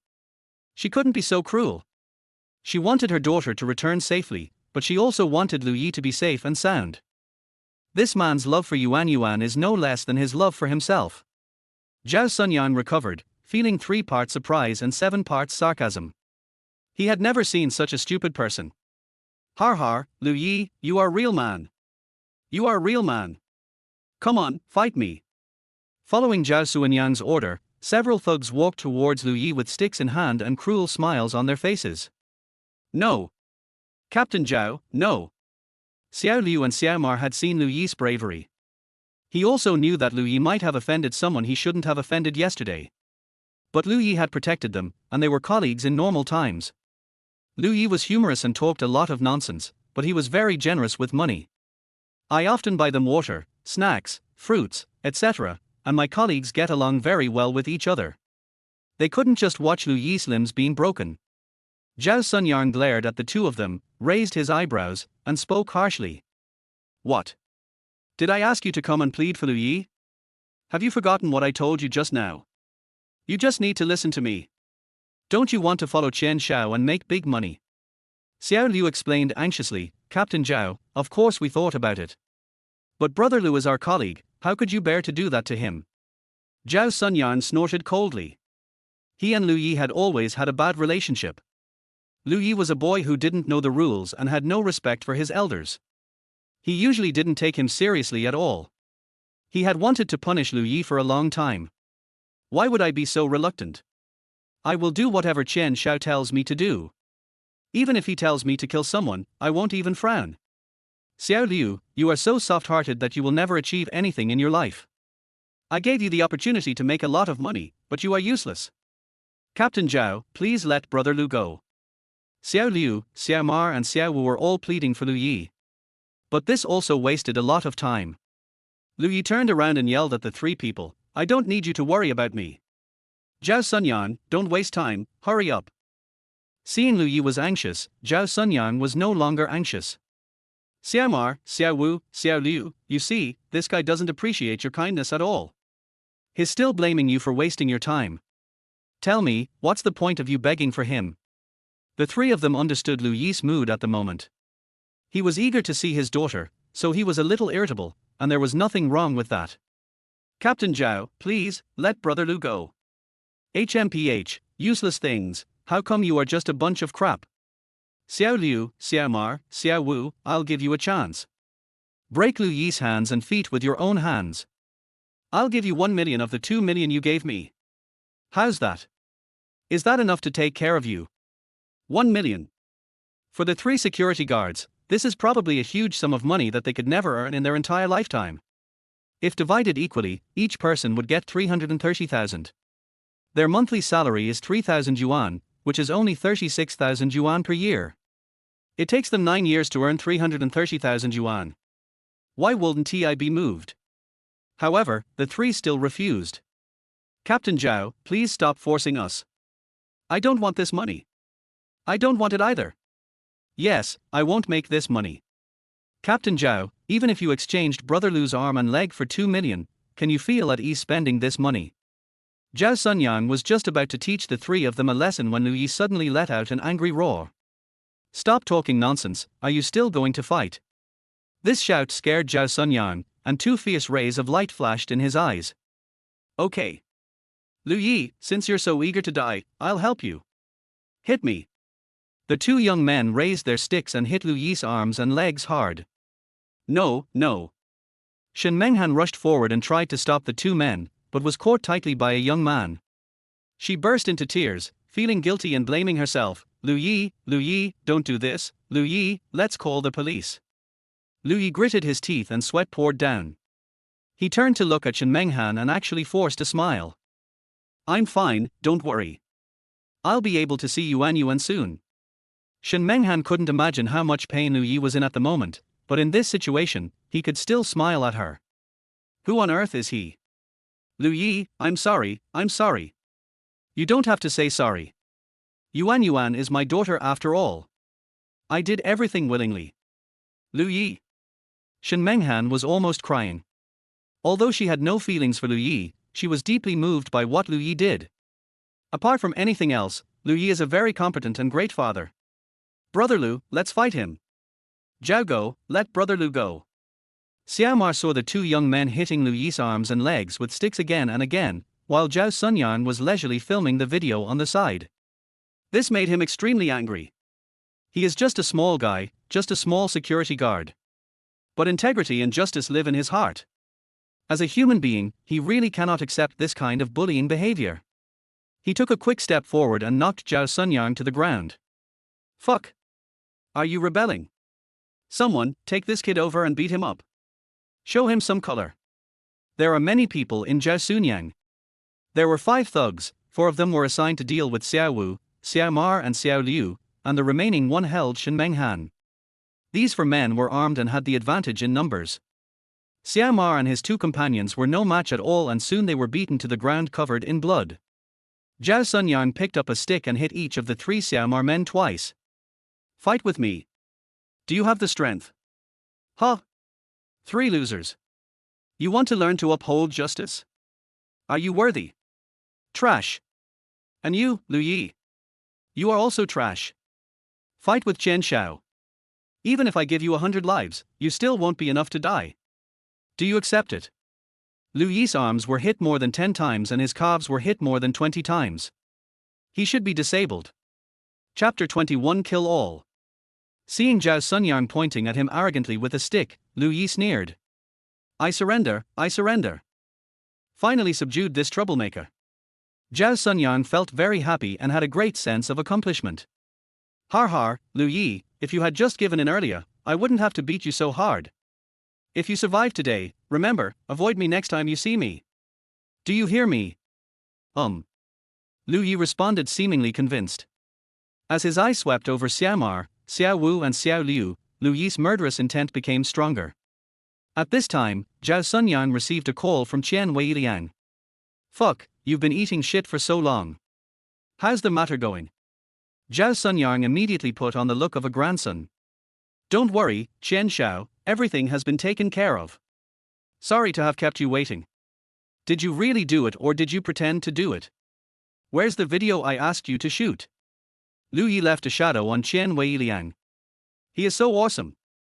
Although Qian Weiliang had made all the necessary preparations this time, he was still worried, so he threatened Shen Yuan and asked Zhao Sunyang to break Lu Yi's arms and legs. Without an arm and a leg, no matter how powerful Lu Yi is, it will be of no use. Zhao Sunyang looked at Lu Yi's arm and found that Lu Yi's right hand was hanging limply on the right side of his body, as if it had been disabled.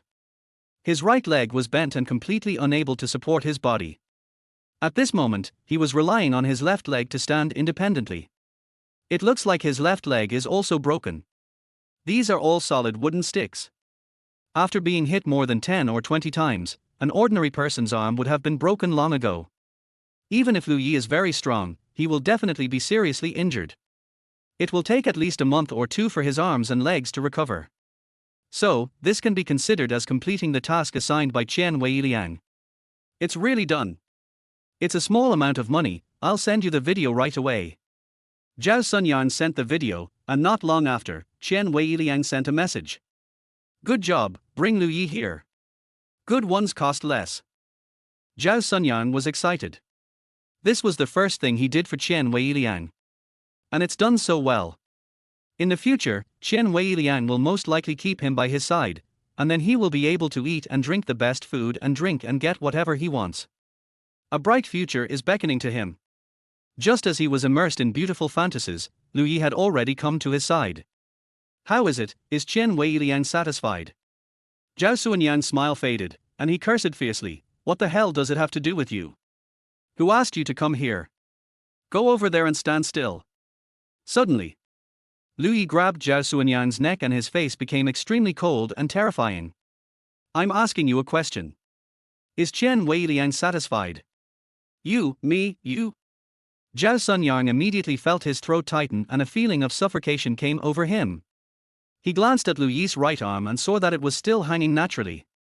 I'm missing an arm, so why should I be afraid of you? He wanted to fight back immediately, but Lu Yi suddenly tightened his grip on his throat. The immense pain made him unable to do anything and he only wanted to struggle. The thugs nearby saw this and started hitting Lu Yi on the head with sticks. Lu Yi no! Shen Menghan exclaimed, his heart in his throat. Lu Yi lost his right arm, what else can he use to fight against others? If this stick hits him, his head will explode.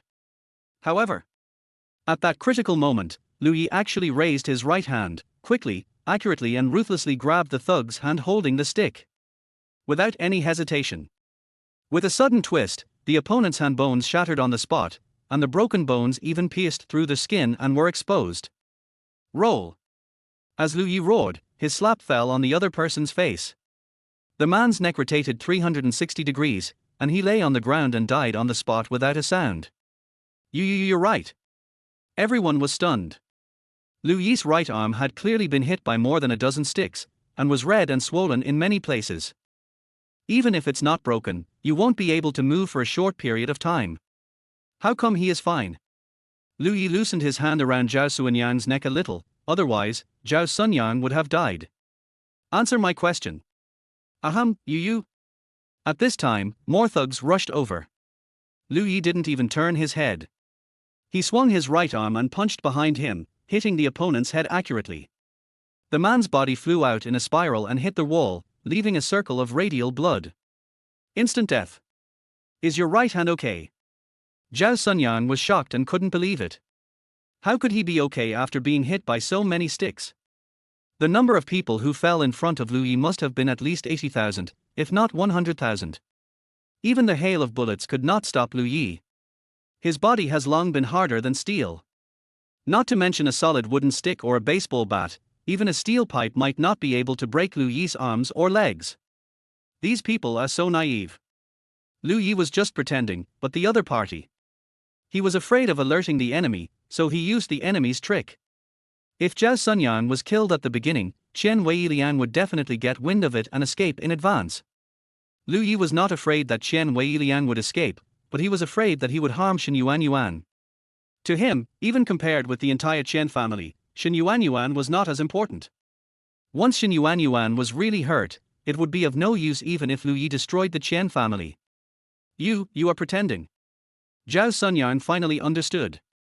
Seeing that Lu Yi was fine, Shen Menghan smiled excitedly with tears in her eyes. Last chance, answer me. Lu Yi's face was cold and his eyes were filled with murderous intent. A thug quietly came up behind Lu Yi. He thought he was doing it quietly, but Lu Yi had already seen through his movements clearly. Just before this man was about to attack, Lu Yi grabbed his clothes with his right hand like lightning, and with a light flick, threw the man out of the window. This is the 5th floor. There was a sound of R, and 2 seconds later the sound stopped abruptly, followed by the sound of bang, of something falling to the ground.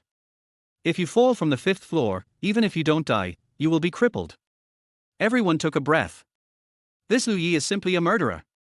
Attacked 3 times and killed 3 people. It's so scary. The remaining 2 thugs were completely frightened and shrank into a corner, not daring to move. Zhao Sunyang turned pale, thinking of Lu Yi's previous question, and quickly replied, satisfied. Qian Shao is very satisfied. So where is he now? In heaven on earth, box 666. Where's my daughter? In there, too. Okay, you can go die now. What? Die? Zhao Sunyang's legs went limp, and he quickly begged for mercy. Lu Yi, don't. But before he could kneel down, Lu Yi pressed his face and slammed his head against the wall. Chapter 22. The Night Tiger arrives. Bang! The back of Zhao Sunyang's head made close contact with the wall, leaving a bright red bloodstain on the wall. He opened his eyes and his body slid down little by little, and a life disappeared. After dealing with Zhao Sunyang, Lu Yi did not intend to let go of the 2 thugs hiding in the corner. Although his time is precious, doing things that are convenient for him will only waste 2 or 3 seconds at most. When they reached the corner, before the 2 men could beg for mercy, Lu Yi grabbed their crowns with both hands and twisted them hard. There were 2 crisp, crackling sounds from their necks at the same time, and the next moment, both of them fell to the ground. Lu, you killed someone. Shen Menghan covered her mouth, her eyes filled with fear and shock. Lu Yi responded calmly, no, he was just knocked unconscious. Let's go. Fainted? But they lost a lot of blood. Don't worry, he's not dead, he just fainted. Let's go, saving Yuanyuan is the most important thing. When Shen Yuanyuan was mentioned, Shen Menghan was startled and immediately shifted his attention away from these people. Yes, Yuanyuan, saving Yuanyuan is the most important thing. When he reached the door of the room, Lu Yi seemed to suddenly think of something, stopped, and turned to look inside the house. Xiao Liu, Xiao Wu, Xiao Mar, the 3 of you should resign. Tomorrow, Monday, you should go to the Beihai Group branch to apply for a job and mention my name. Although the abilities of these 3 people are average, Lu Yi admires their sense of justice. Each person is rewarded with 500,000 yuan as a reward for them. In addition, the Beihai Group branch has just moved into High City and is short of staff. Lu Yi will give Huang Jinxi a heads up and double their monthly salary. After Lu Yi left, Xiao Wu, Xiao Liu and Xiao Mar sat on the sofa and chairs to rest for a while. They were severely beaten and exhausted. Xiao Liu, call an ambulance for them. Xiao Mar covered the wound on his chest and said with a grimace. Xiao Liu nodded, also covering his wound, you know, Brother Lu is really something. If we had known that he was fine, why would we have to take such a beating? Why is he pretending? As Xiao Wu walked towards Zhao Sunyan, he said, "Hey, is this the first day you met Brother Lu? He likes to act pretentiously and mysteriously. He's also a big shot. But he's a good fighter, and that's not just boasting." As he said that, Xiao Wu patted Zhao Sunyan's face. "Captain Zhao, you are not dead, are you? Brother Lu is gone, stop pretending." I tapped twice, but no response. Xiao Wu's face changed and he looked at Xiao Liu and Xiao Mar. Xiao Liu and Xiao Mar's expressions also turned serious, and they all walked over to Zhao Sunyang. Xiao Mar kicked Zhao Sunyang and said, "Zhao Sunyang, are you pretending to be dead? I'm telling you, I quit this job. I'm going to work at Beihai Group tomorrow. I'm not afraid of you now. Get up and talk." Still no response. The three of them suddenly realized something. He reached out to feel Zhao Sunyang's breath and found that he was no longer breathing. "Oh my god." Xiao Wu was so frightened that he collapsed to the ground, his eyes almost popping out of their sockets. "Dead, dead, dead. What? No way." Xiao Liu and Xiao Mar immediately went to check on the others and found that without exception, they were all dead, not even their pulses or heartbeats. Brother Lu, killed someone. Brother Lu killed someone. Killing someone is no small matter. The three of them thought that Lu Yi had knocked out these people, but they didn't know that Lu Yi spared no one. Kidnapping Shen Yuan is tantamount to a death sentence in Lu Yi's mind. Do you still want to live? No way. Today, all those who helped the Chen family must die. Even the Chen family is involved. If a child is not taught, it is the father's fault. Chen has gold, he can't run away. Mr. Chen, Lu Yi has already brought it. I'm waiting downstairs, so I won't go in. Lu Yi sent a message to Chen Weiliang using Zhao Sunyang's mobile phone. Then, he limped into box 666 with Shen Menghan. The first thing he needed to confirm was Shen Yuan's location. But Shen Yuan was not in the box. As soon as Lu Yi stepped into paradise on earth, a group of masked men in black followed in. "Who are you?" After the club manager discovered this group of people, he immediately contacted Chen Weiliang and the security guard using the intercom. But the man in black was extremely agile and quick. He strangled the manager in an instant and took away the walkie-talkie. Who are you?" The receptionist screamed and was knocked unconscious the next moment. "What do you want to do?" The waiter was carrying drinks and when he encountered the man in black he felt something was wrong, but he just shouted once and then lost consciousness. There is absolutely no extra time to notify others. The entire club is divided into 3 floors. It only took these men in black 1 minute to take control of the entire club. Chen family. The 2 brothers have money and silver, but they are still worried about Beihai Group's investment promotion tomorrow. The person in charge sent by Beihai Group this time is Wang Jinxi. You should know Wang Jinxi. He has a close relationship with the old man of the Shen family. I guess he will open a backdoor for the Shen family tomorrow. The Shen family. Do you think they are the Shen family from 10 years ago? Even if he becomes a partner of the Beihai Group, so what? In High City, our Chen family always has the final say. Whatever he eats, we can make him spit it out. That's not the case. If the Shen family gets funding from the Beihai Group, this matter will still become very difficult. We must not give this opportunity to the Shen family unless it is absolutely necessary. The 2 were having a secret conversation. Suddenly I heard a voice beside me. You 2, don't think too much. You won't be able to attend the bidding meeting tomorrow. The Chen family's death is coming. The sound made the 2 of them shudder. Because it came from beside them. Who is it? Who could sneak into the Chen family quietly? The 2 looked up in panic and found that there were more than a dozen men in black in the house at some point. Who are you? The leading man in black sneered. We are Night Walkers, affiliated with Night Tiger. Night Tiger. How could this world's largest underground force, an organization that cannot be eliminated even if hundreds of countries join forces, suddenly appear in Haisha? Brothers and uncles, you have suddenly come to my humble home. I wonder why? Are you short of money? Yes. We in the Chen family are short of everything except money. How much do you want? Night Tiger, just these 2 words are enough to scare away some countries. If the country is like this, what can the Chen family, a small family that is the richest in High City, use to fight against Yihu? Paying the money obediently is the wisest choice. In Chen Yujian's opinion, he had never offended Yi Hu and had never even been out of High City. How could he possibly become an enemy of Yi Hu? He couldn't think of any other possible purpose for the other party's visit except money. Chapter 23 Your Death. The leader is a man in black, codenamed Black Lizard. The Black Lizard narrowed its eyes, with a hint of mockery in its eyes. Oh? You have money? Chen Yujin nodded repeatedly like a little chick pecking at rice. Yes, yes, yes. I'll get it for you right away. Yi Hu and his gang did not stop Chen Yujin. Their faces beneath their veils were full of mockery. A group of people burst into laughter as they watched Chen Yujin clumsily go up the stairs. Chen Yujin knew that the other party was laughing at him, but he did not dare to show any dissatisfaction. He carried a suitcase from the room and dumped it out, revealing bundles of cash. The second box. The third box. The fourth box. The Chen family really deserves to be the richest family, they are so rich. After a while, Chen Yujin poured down more than a dozen boxes of money from downstairs. In the hall on the first floor, the cash had piled up into a small mountain. Chen Yujin walked down with a smile on his face. Master, do you think it's okay? This pile of money is probably more than 20 million. The Black Lizard sneered, that's all. Chen Yujin was sweating profusely and shook his head quickly. No, there's more, there's more. He asked Chen Yuyin to use a hammer to break down the decorative walls in the hall. With a loud crash, the wall collapsed. Stacks of red banknotes actually flowed out.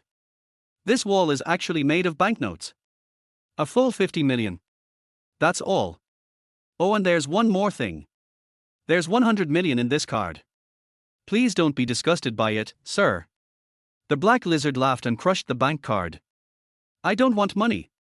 What? No money. I was busy for half a day. Are you kidding me? Chen Yujin immediately became furious, but he didn't dare to lose his temper and could only put on a smile. Uncle, if you don't want money then. Your son has offended someone he shouldn't have. Wait a minute, your son will call you. Then you'll know. What? Wei Liang, who did he offend? Night King. Push open the door of the box. Lu Yi limped and led Shen Menghan into the room. Seeing Lu Yi's ugly look, Chen Wei Liang immediately laughed out loud.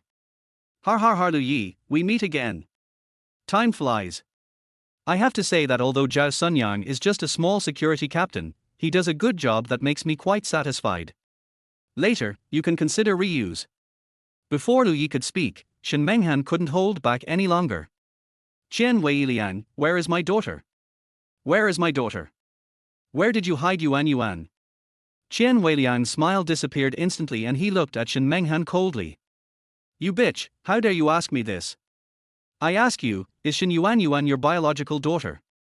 Give Yuan back to me. Give it back to me. I'm asking you a question. Is Shen Yuan your daughter? Chen Wei Liang roared with a ferocious look on his face. The Shen family and Shen Menghan have always claimed that Shen Yuan was adopted by them.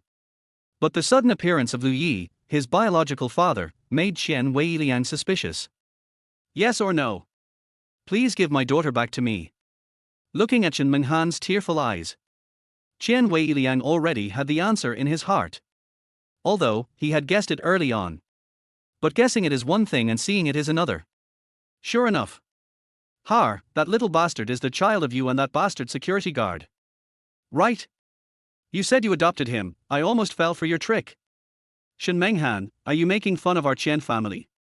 You want to ruin our Chen family's reputation and make us a joke, right? Shen Menghan couldn't find Shen Yuan and was extremely anxious. She couldn't care about anything at the moment. Mr. Chen, I beg you, please give Yuan back to me. You can do whatever you want to me, but Yuan is innocent. Fart. Chen Wei Liang raised his hand and slapped Shen Menghan in the face. Lu Yi was quick-witted and pulled Shen Menghan back, avoiding the slap. He knew that Chen Wei Liang must have hidden Shen Yuan there. He couldn't possibly kill Shen Yuan. There was no need and no merit to do so. So, Lu Yi now just needs to delay a little time. Whether it is the Chen family or this club, someone is already searching them. Even if Chen Wei Liang hid Shen Yuan in the sky, Lu Yi would be able to find her. Chen Wei Liang, you don't have much time left. If you hand over Yuan Yuan now, you still have a chance to survive. Otherwise, it will be too late for you to regret it later. Lu Yi's words made Chen Weiliang look at him as if he was mentally retarded. You bastard, I'm afraid you haven't figured out the situation yet. Is this how you want to beg me? You're mistaken. I'm not begging you. I'm just informing you. Looking at Lu Yi's cold and stinky face, Chen Weiliang was furious. I know you're a good fighter, but now you've lost an arm and a leg, what can you do? Lu Yi, look around you, I found 20 people to play with you today, aren't you very good? Come on, if you can beat these 20 people, I'll let your daughter go. Lu Yi looked around calmly. Those ferocious faces and 20 strong men were staring at them with eager eyes.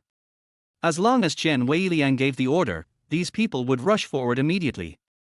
In the apartment, Shen Menghan saw Lu Yi's love and dedication to his daughter. At this moment, Chen Weiliang asked Lu Yi to fight 20 people, which was basically asking for Lu Yi's life. She said hurriedly, Mr. Chen, this matter has nothing to do with Lu Yi, please let him go. I lied to you, I am willing to pay the price for my actions, you can punish me however you want. As long as you don't make things difficult for him and let Yuan Yuan go, I am willing to work like a slave for your Chen family. These words surprised Lu Yi and made him a little surprised. Shen Menghan actually spoke for herself. This was something he could never have imagined. But how could he, the Night King, hide behind a woman? He would never allow his woman to be bullied. Just then, a voice sounded in Lu Yi's headset. Yi Wang, Shen Yuan Yuan has been found. She is in the basement of Chen's house, but she has fainted. Her condition is currently stable and she is on their way to their hospital. This news made Lu Yi feel relieved. He no longer had any worries. He pulled Shen Menghan behind him and said, Menghan, you go first. Yuan Yuan is in the First People's Hospital. You go over to see him. I'll clean up here. What? The First People's Hospital? Shen Menghan was shocked, and Chen Weiliang also looked puzzled. But soon, Chen Weiliang said with a mocking look on his face, You are such a good bullshitter, no wonder you were able to deceive Shen Menghan. I am the only one who knows where Shen Yuan Yuan is, how could she be in the hospital? Lu Yi said casually, It's just in your basement, how big a secret can it be? Chen Weiliang's smile froze instantly, How do you know? Not only do I know this, I also know that today is the day you die. Chapter 24 The God of Death arrives. My death date. Har har har. Let's see whether it's my death date or your death date. Chen Weiliang stood up, put one foot on the table, pointed at Lu Yi and ordered, Beat this guy into a cripple and smash his mouth. I'll see how he can still be so arrogant to me. The 20 people obeyed Chen Weiliang's words and immediately rushed towards Lu Yi like vicious dogs. Lu Yi stretched out his hand and placed it on Shen Menghan's chest. I swear to God, Lu Yi just wanted to push Shen Menghan away and had no other thoughts. But when he touched it, he found the touch was a little different. He immediately opened his eyes wide and looked at Shen Menghan. Shen Menghan's face flushed with shame and she was extremely angry. What are you doing? Be careful. Before Shen Menghan could say anything else, the 20 people rushed over. Lu Yi didn't have time to explain, he pushed Shen Menghan to the door with force. Let's go. Go to the First People's Hospital and find Yuan Yuan. Lu Yi, you. Just go on your way and leave me alone. I'll be there soon. No, Lu Yi. Lu Yi grabbed a strong man who was rushing towards him, and then with a beautiful shoulder throw, he threw the strong man into the crowd, knocking over several people. This also bought him some time. He turned to look at the door and saw Shen Menghan hesitating, with a conflicted look on his face, and unwilling to leave. Let's go. What are you waiting for? I'm even more worried if you stay here. Shen Menghan's palms were sweating. Her scalp went numb just by looking at Lu Yi's current predicament. Everyone around was like a hungry jackal, ready to eat Lu Yi at any time. But you? I'm fine. Don't worry, I promise you, I will rush to the First People's Hospital in half an hour. The two of them were still so affectionate and caring about each other at the moment, which made Chen Weiliang angrier than if he had swallowed 3 tons of gunpowder. Both of you, don't even think about leaving today. Lu Yi, it's already this late, and you, a stinky security guard, still want to flirt with girls. I'm going to chop off your legs and feed them to the dogs. Lu Yi completely ignored Chen Weiliang's nonsense. He looked at Shen Menghan with a firm gaze, let's go. Shen Menghan finally made up her mind, tears in her eyes, Lu Yi, you promised me, you must go. You can't break your promise. Lu Yi smiled slightly, but there was no time left. Several strong men rushed over and pressed Lu Yi down. Shen Menghan wiped away her tears, turned her head away with pain, and ran outside while crying. I silently said in my heart, Lu Yi, thank you. Looking at Shen Menghan disappearing at the door, Chen Weiliang raised the corners of his mouth and took out the walkie-talkie. Front desk, please keep Shen Menghan here. The entire Paradise Club belongs to him. Can Shen Menghan escape? However, there was no response from the intercom. Receptionist, are you dead? Are you fucking asleep? Do you hear me? Stop Shen Menghan. Finally, there was a response from the intercom. Har har, Chen Xiao, your receptionist is really dead. Stop shouting and just have fun with our Night King. Chen Weiliang frowned. What the hell? What king? Who the hell are you?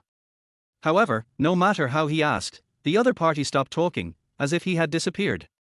Shen Menghan ran all the way to the gate of Qinshan Renjian and felt something was wrong. Because she didn't meet anyone along the way.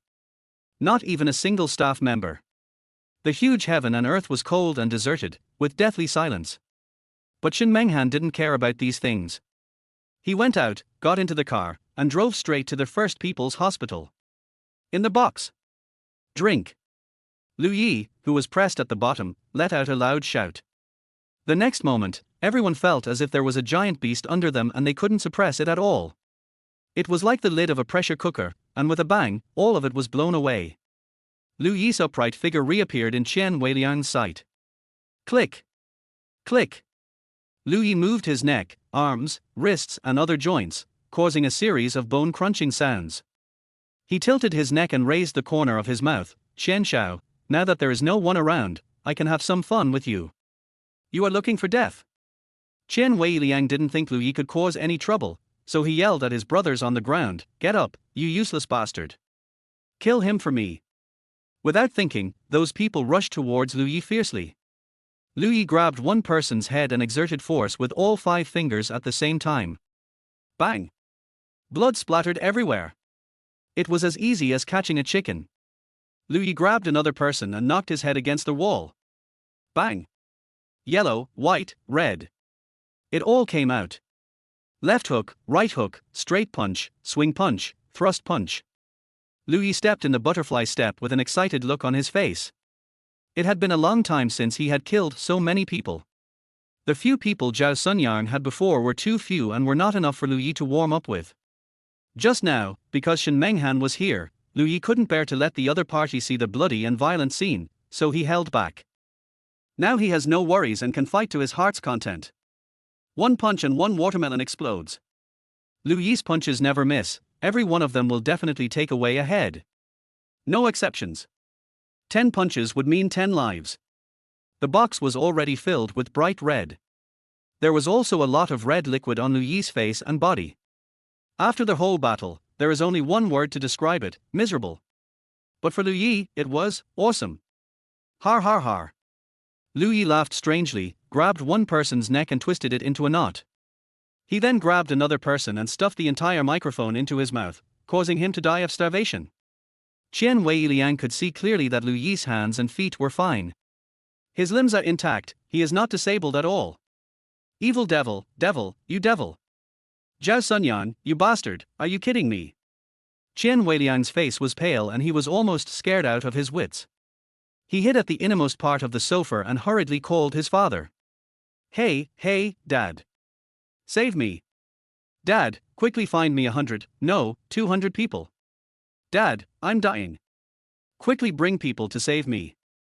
Of the 20 thugs, only 4 were left. These 4 people were so frightened that they became insane and huddled in a corner, trembling all over. The legs of the other 3 people were shaking like sieves. Having lived for 20 or 30 years, they have never seen such a bloody and horrific scene, nor have they seen such horrific and violent people. At this moment, Lu Yi, covered in blood, is no longer a human being. That is a god of death. That's a demon. That is the living devil who crawled out from hell. Lu Yi wiped the blood off his face. The action of wiping the blood made him look even more sinister and terrifying, full of evil spirit. Mr. Chen, I usually don't kill people. I'm easy to get along with and very kind. Chapter 25, Spare My Life, Night King. Shit. You have killed more than a dozen people, and you still say you don't kill people. Kindness? Easy to get along with. Maybe Lu Yi had some misunderstanding about himself. When several people heard what Lu Yi said, they were cursing in their hearts. Lu Yi had a wicked smile on his face and continued, "But, that's normal times. But if anyone dares to touch my family, especially my daughter, I will definitely kill them all. Young Master Chen, you are courting death, you can't blame me." Chen Weiliang's whole body was shaking and his lips were quivering.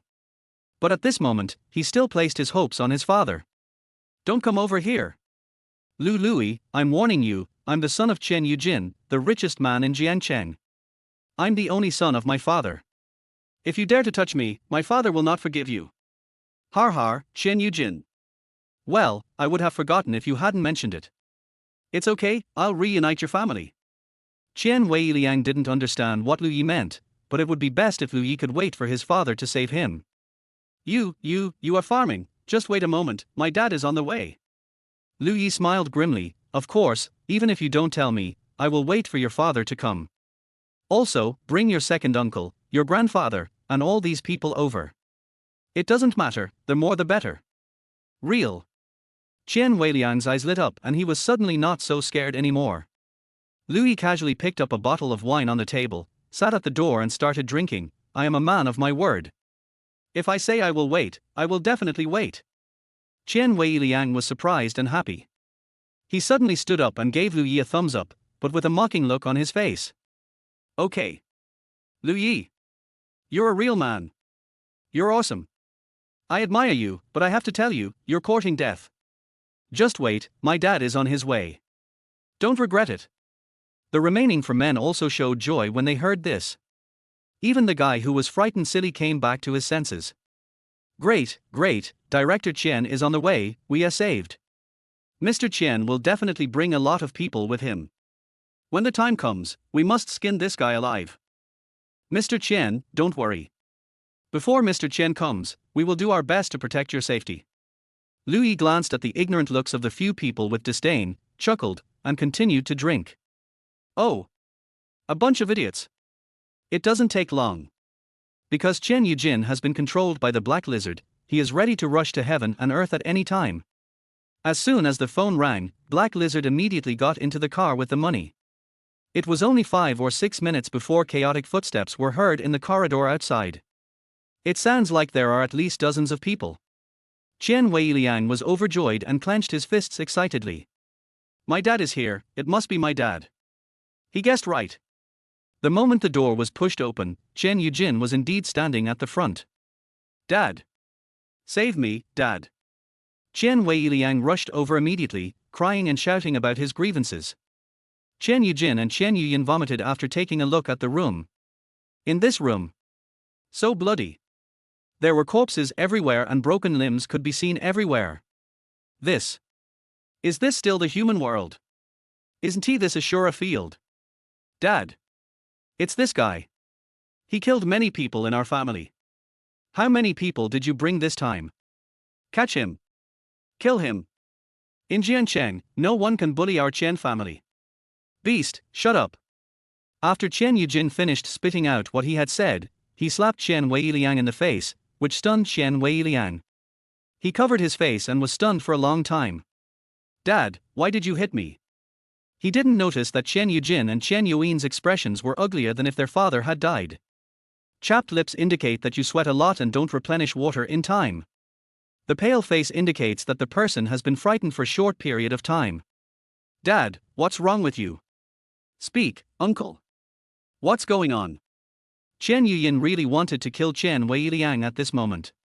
Why offend anyone else when you can offend such a god of death? The Chen family is finished.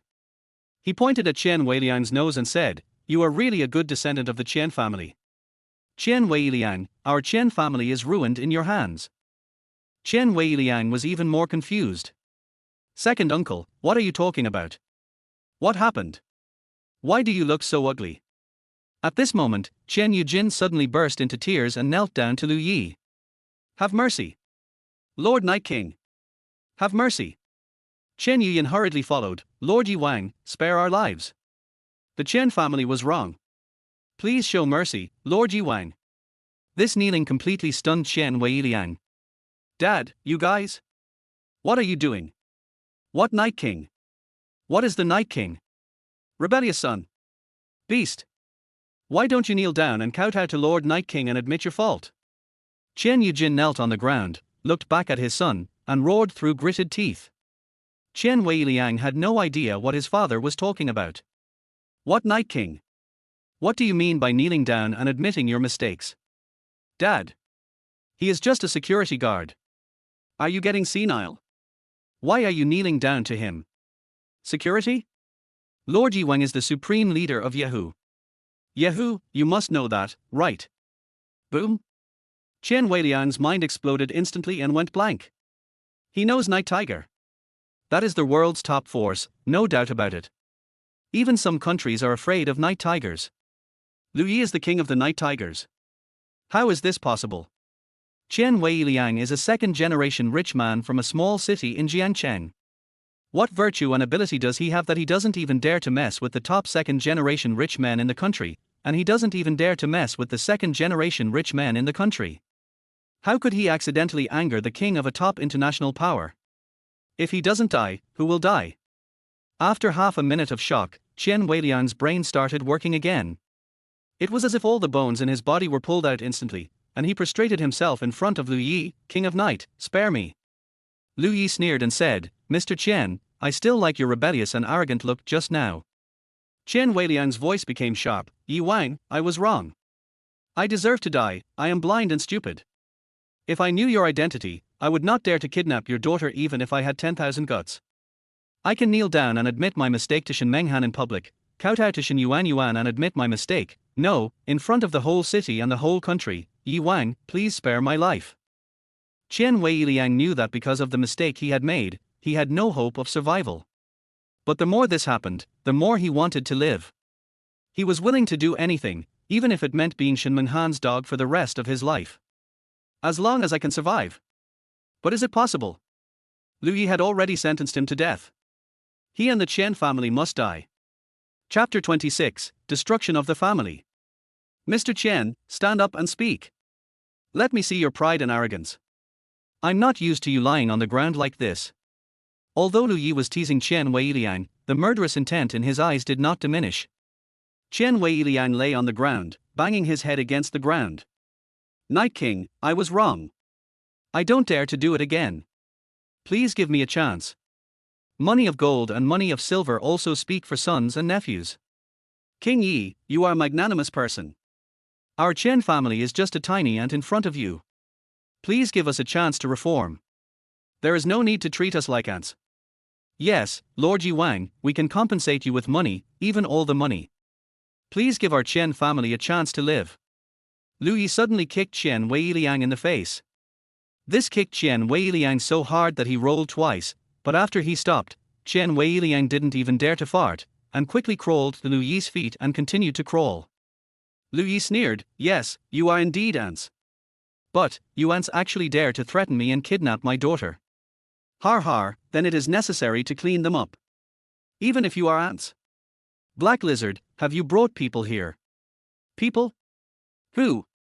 Anyone else? The three members of the Chen family looked outside the door curiously. The Black Lizard nodded. The Night King has been brought.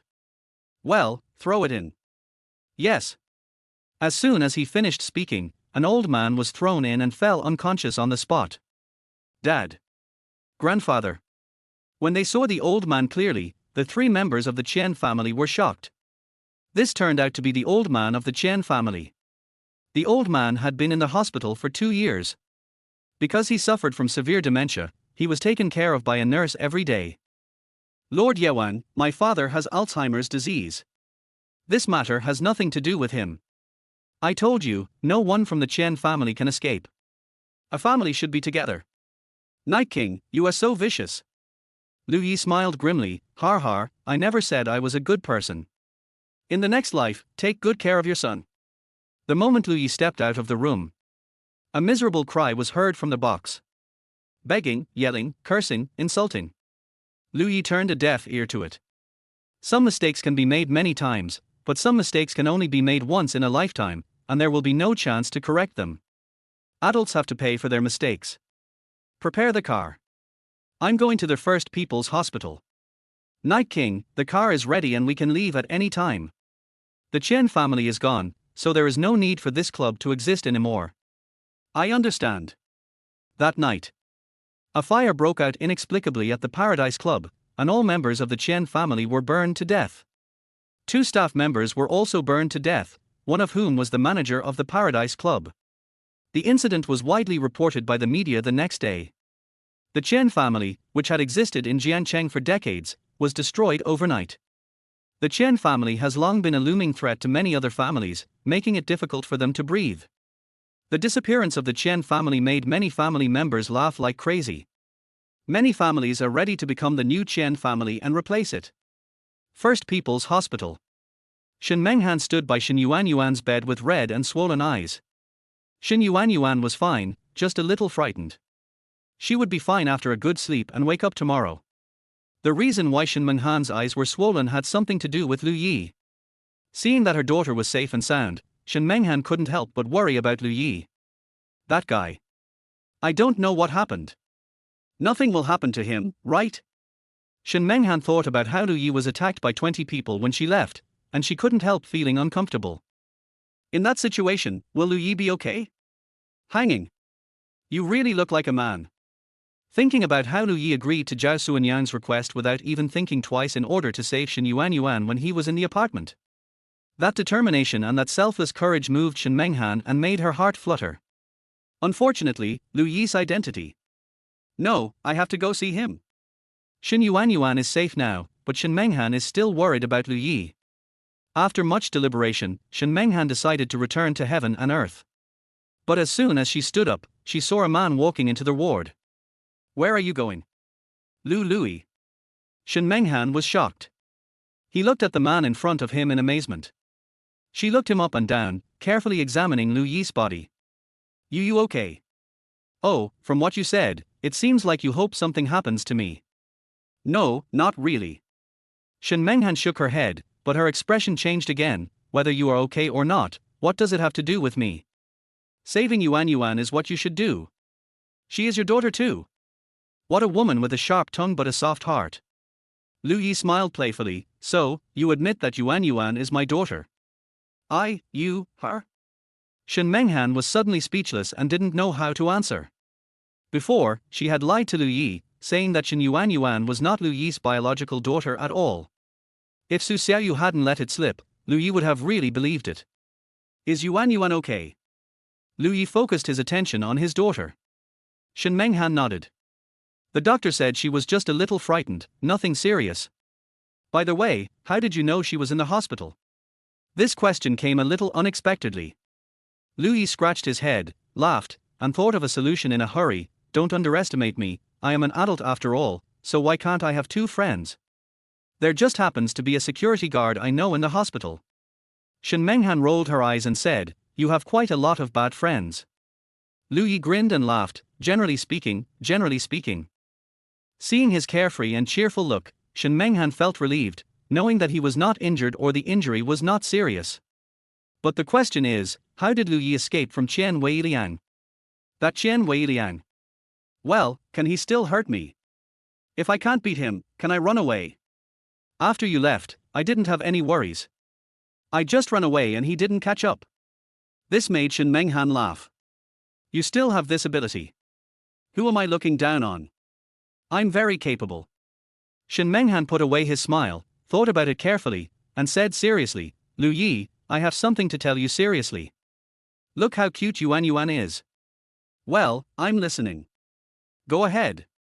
Lu Yi considerately covered Yuanyuan with a quilt and sat down beside the bed. Shen Menghan pondered and weighed the matter in his mind again, made up his mind, and then spoke.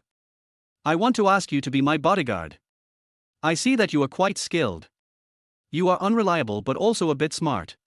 Sometimes you can be considered reliable. How about it? Do you want to come? Chapter 27 Bodyguard. You work as a security guard in the community, but you don't get much money a month. If you work as a bodyguard for me, I'll give you double the salary.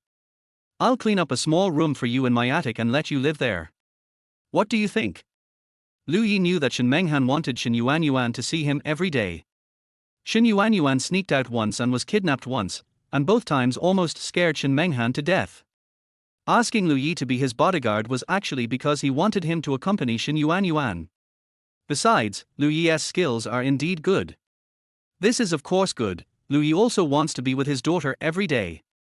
How are you going to explain to your dad if I go live with you? Lu Yi did not mention the Chen family because he knew that the Chen family no longer existed. Since Shen Menghan stated this condition, it must have been something he had thought about in advance. I'll talk to my dad. There's nothing to worry about with the Chen family. After what happened today, I don't think Chen Weiliang will agree to this marriage. Even if he agrees, I won't marry him. There was one thing Shen Menghan didn't say, which was the crisis of the Shen family. Now that Wang Jinsi has returned to Jiangcheng, he has informed the Shen family in advance. There is a high probability that the Shen family will win the bid at tomorrow's bidding meeting. With Wang Jinsi's support, the Shen family's crisis can naturally be resolved. Therefore, there is no need for the Shen family to form an alliance with the Chen family anymore. I believe Shen Yuchu will not interfere too much in her marriage. Lu Yi suddenly stood at attention. Okay boss, what time do you start work tomorrow? Shen Menghan chuckled, 7 o'clock, don't be late. I have something to do at 8:30. Receive. Although he said he received it, Lu Yi did not show up at Shen Menghan's door until 7:30 the next day. On time. This is too difficult for Lu Yi. He works as a security guard, and it's considered good if he can be on time 3 days a month. Dad. You're such a slob. As soon as he entered the door, he saw Shen Yuanyuan wrinkling her nose, carrying a small school bag, and waving her chubby little hands to protest to Lu Yi. Lu Yi looked embarrassed and said, there was a traffic jam on the road. Dad lied. Mom said you took the subway. Will there be traffic jams on the subway? The subway wasn't jammed with traffic, but it was jammed with people. Dad missed 3 subways and couldn't get on. Shen Menghan had just finished breakfast and was cleaning up the dishes. She said with an unhappy look on her face, Lu Yi, don't brag or lie in front of Yuanyuan in the future, don't teach her bad things. Lu Yi couldn't refute this. He smiled awkwardly and confessed honestly, well, it's not that I overslept. I dealt with some things in the morning and was delayed. I promise, I won't do it again in the future. Yuanyuan, can you give Dad another chance? In Shen Menghan's opinion, Lu Yi just overslept. What kind of things did a security guard like him have to deal with so early in the morning? But Lu Yi said he didn't lie and he didn't lie. Wang Jinsi came to the door at 6:30 and asked what Lu Yi thought. Lu Yi expressed it very clearly, that he wanted the Shen family to win the bid. It was really not that Lu Yi overslept. Lu Yi just doesn't care about many things and thinks they are unnecessary, but he is not really lazy. Mom, I'm going to be late for school. Okay, I finished packing. Let's go, I'll take you to school. Shen Menghan anxiously led Shen Yuanyuan out. Looking at his wife and daughter busy with their lives, Lu Yi suddenly felt like he had found roots. So this is what it feels like to have a family. Lu Yi, what are you doing? Go away. Here I come. Lu Yi responded and went out quickly. After sending Shen Yuanyuan to school, Lu Yi asked where they were going next. Shen Menghan held the phone in her arms, a look of disbelief on her face. So much so that she didn't hear Lu Yi even when he asked her 3 times. Boss? Shen Menghan. Huh? What happened? I'm asking you a question. Where are you going? Why are you daydreaming? Shen Menghan looked at Lu Yi suspiciously, remaining silent, as if he was guessing something. Lu Yi touched his face, somewhat puzzled. He remembered that he washed his face before going out in the morning. What is Shen Menghan looking at? I looked in the rearview mirror and I still look handsome. What's wrong? Is there something on my face or do you not recognize me? All the people in Lu Yi and Qian's family died? Did you know about this? So this is the case, how could Lu Yi admit it? Really? I don't know. The Chen family has committed many evil deeds. They deserve to die. Look, Chen Weiliang was so arrogant yesterday. Isn't he getting his retribution today? You don't know? Really? Of course, what else? You don't suspect that I did it, do you? Am I crazy? I burned down the whole world. Shen Menghan felt that what Lu Yi said made sense, and lowered his head to fall into deep thought again. This incident caused such a sensation. You know, the Qian family is the richest family in Jiangcheng.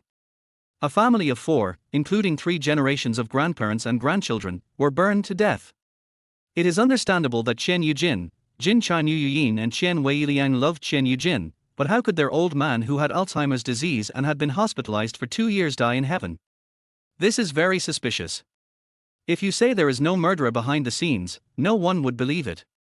Speaking of the Qian family, it's quite weird. Kill women. The old man was widowed early in life. The brothers Qian Yujin and Qian Yuyin lost their wives in middle age. Qian Weiliang has never even been married. The 4 members of the family are all men. Wrong. Shen Menghan suddenly thought of something and looked up at Lu Yi. I didn't say they were burned to death just now. How do you know they died in Qinshan Renjian? Or were they burned to death by fire? Well, I saw this news when I was taking the subway this morning. It was all over the internet in the early hours of the morning, so everyone knew about it. I didn't expect that you only knew about it now. Is that so? Of course. What else? Do you really think I did it? Shen Menghan had some doubts in this regard. But if you think about it, it's ridiculous. Lu Yi is just a security guard, how could he be so brave? Well, it's not the best. Lu Yi, Yuan likes you very much. I hope you won't be impulsive in the future. Although there is no possibility of anything between us, I don't want Yuan to be sad and I don't want Yuan to never see you again. Do you understand? New. Let's go to Guangmao building. I have to be there at 8:30. As the head of the Jiangcheng branch of Beihai Group, Huang Jinsi scheduled today's bidding meeting at Guangmao building. This is the second most talked about thing among the wealthy and noble families, apart from the extermination of the Qian family. Now that the Qian family is gone, the situation is still clear. It is nothing more than a fight for supremacy among the Zhao, Sun, Zhu, and Su families. These 4 families were the 3 strongest families except the Qian family. But now we have to add the Shen family. Moreover, the Shen family is the strongest one. Because many people know the relationship between the Shen family and Huang Jinsi, once the Shen family wins the bid, the Shen family's strength will return to its peak. Chapter 28 Brother Lu will never lie. At its peak, the Shen family was able to compete with the Qian family. That's enough to say it all. If the Shen family wins the bid, then the Shen family will most likely replace the Qian family. Just based on the relationship between the Shen family and Huang Jinsi, how could he not win the bid today? Therefore, many families have focused their attention on the Shen family and prepared a backer for themselves in advance. Especially Shen Menghan, who became a hot commodity. I'm afraid even Shen Menghan herself doesn't know this. At 8:30, Lu Yi brought Shen Menghan over on time. Following Shen Menghan, he walked towards Guangmao building. From a distance, I saw Xiao Liu, Xiao Ma and Xiao Wu, 3 guys wearing security uniforms, standing at the entrance checking invitation letters. Lu Yi told Huang Jinsi clearly that these 3 guys must be treated better. From the arrogant and smiling looks of these 3 guys, Lu Yi knew that Huang Jinsi must have treated them well. You know, when they were security guards in the community, these 3 guys were always frowning, like bitter gourds. He complains about the low salary and the captain's trouble. Look at it now, that upturned corner of the mouth is harder to suppress than AK. Miss Shen. Before the 2 of them entered Guangmao building, a young man stopped Shen Menghan. Shen Menghan looked at the other person suspiciously. Who are you? Miss Shen, you have no impression of me. I am Zhao Yongxing. Oh, Mr. Zhao. Hello. Among the 4 major families, Zhao, Sun, Zhu and Su, the eldest son of the Zhao family is Zhao Yongxing. When Qian Weiliang was still around, Zhao Yongxing could only be considered Qian Weiliang's younger brother. But now that Qian Weiliang is dead, Zhao Yongxing immediately stood up and is considered one of the top 2nd-generation rich people in Jiangcheng. Yes, Miss Shen, what a coincidence, you just arrived too. Yeah, just arrived. Then let's go in together. As he spoke, Zhao Yongxing came to Lu Yi and took out his wallet. Brush. He counted 30 or 40 bills and threw them into Lu Yi's arms. Okay, go ahead and do your work. I'll be with you, Miss Shen. After all, he is a young master from a wealthy family, so he is generous. The tip was 3 or 4,000 yuan. Money. How could I not want it? Lu Yi took it, put it in his pocket, then went around to the other side of Shen Menghan and continued to follow. After taking 2 steps, Zhao Yongxing felt something was wrong. He glanced around and saw that Lu Yi was still there. Why are you still following? Lu Yi asked back. I am Miss Shen's bodyguard, who should I follow if not her? Zhao Yongxing said impatiently, you don't need to follow me. I will be by Miss Shen's side, and she will be fine. Lu Yi said, oh, and Zhao Yongxing and Shen Menghan continued to move forward. But after walking a few steps, Zhao Yongxing still felt something was wrong. He looked to the other side of Shen Menghan and found that Lu Yi's plaster was still there. Why are you still here? Didn't I tell you that I can protect Miss Shen? I want to have a few words with Miss Shen. Do you have the foresight to see through me? Lu Yi said confidently, just say what you want to say. What shameful things are there that I can't listen to? You want to protect. With your small body, I don't think you can do it. Who can you protect? Zhao Yongxing found it a little unbelievable that a little bodyguard dared to say that to him. Miss Shen, where did you hire this bodyguard? Who the hell is he? Lu Yi was unhappy when he heard this. Who am I? And who are you? You don't look like a good person to me since you're following Miss Shen furtively. You look like a thief with a pointed face. Are you guilty of something? Otherwise, why are you afraid that people will hear your conversation? Zhao Yongxing was so angry that his hands were shaking. He had never suffered such a terrible thing before. How dare you scold me? You are just a bodyguard, how dare you scold me? Do you know who I am? Lu Yi answered honestly and seriously. Zhao Yongxing, didn't you say your name was Zhao Yongxing? Is that a fake name? Or is your name Zhao Gaodan Zhao Taizhu? I? Zhao Yongxing was so angry that he laughed. I'm Zhao Yongxing, the eldest son of the Zhao family. You don't know me, do you? You are the eldest son of the Zhao family. What does that have to do with me? There are so many people with the last name Zhao in the world. Do I have to know them all? You are out of your mind. Hello. You are such a great bodyguard. Miss Shen, don't say I don't give you face. I have decided to hire you as my bodyguard today. I will find you a better bodyguard later. I must teach this kid a lesson. Shen Menghan was confused. Why did these two people suddenly start arguing? Mr. Zhao, we can talk it over. Calm down. Get out of my way. I can't calm down. The Shen family's status has always been inferior to that of the Zhao family, so the angry Zhao Yongxing subconsciously ignored Shen Menghan. At this moment, he just wanted to slap Lu Yi's mouth. Besides, it is not certain whether the Shen family can win the bid today. The Zhao family has already given gifts and used connections to get in through the back door. If the Zhao family wins the bid, then what about the Qian family? What are the 4 major families? The Zhao family will be the king of Jiancheng in the future. A small bodyguard actually doesn't take me seriously, I must beat him. The argument between the two also attracted the attention of passers-by. This quickly attracted the security guards over there. Xiao Mar, Xiao Liu, and Xiao Wu came over with 2 security guards. What's going on? When Zhao Yongxing saw the security guard coming, he immediately pointed at Lu Yi and said, I am Zhao Yongxing, the young master of the Zhao family.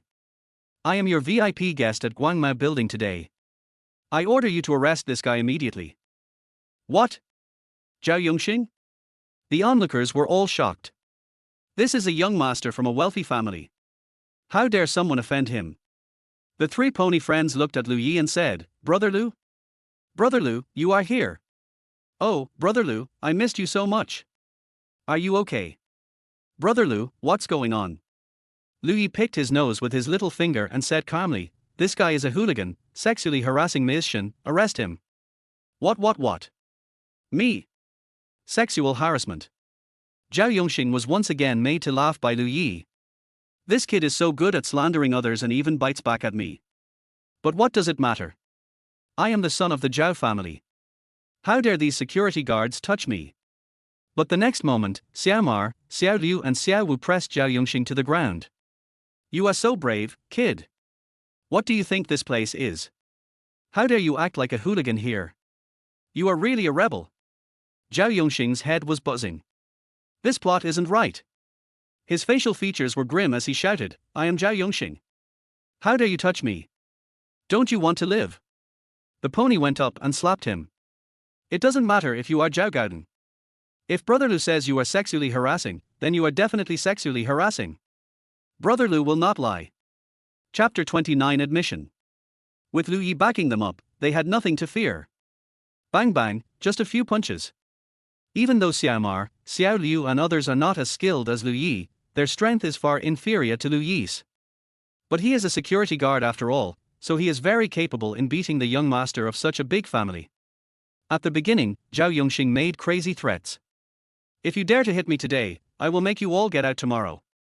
Do you believe that I will have people peel off your skin when I turn around? He can still talk, quick. Beat him again.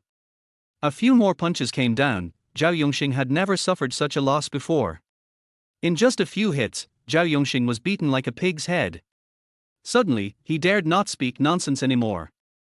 Hey, stop hitting me, is it okay if I don't dare to get close to Miss Shen Menghan?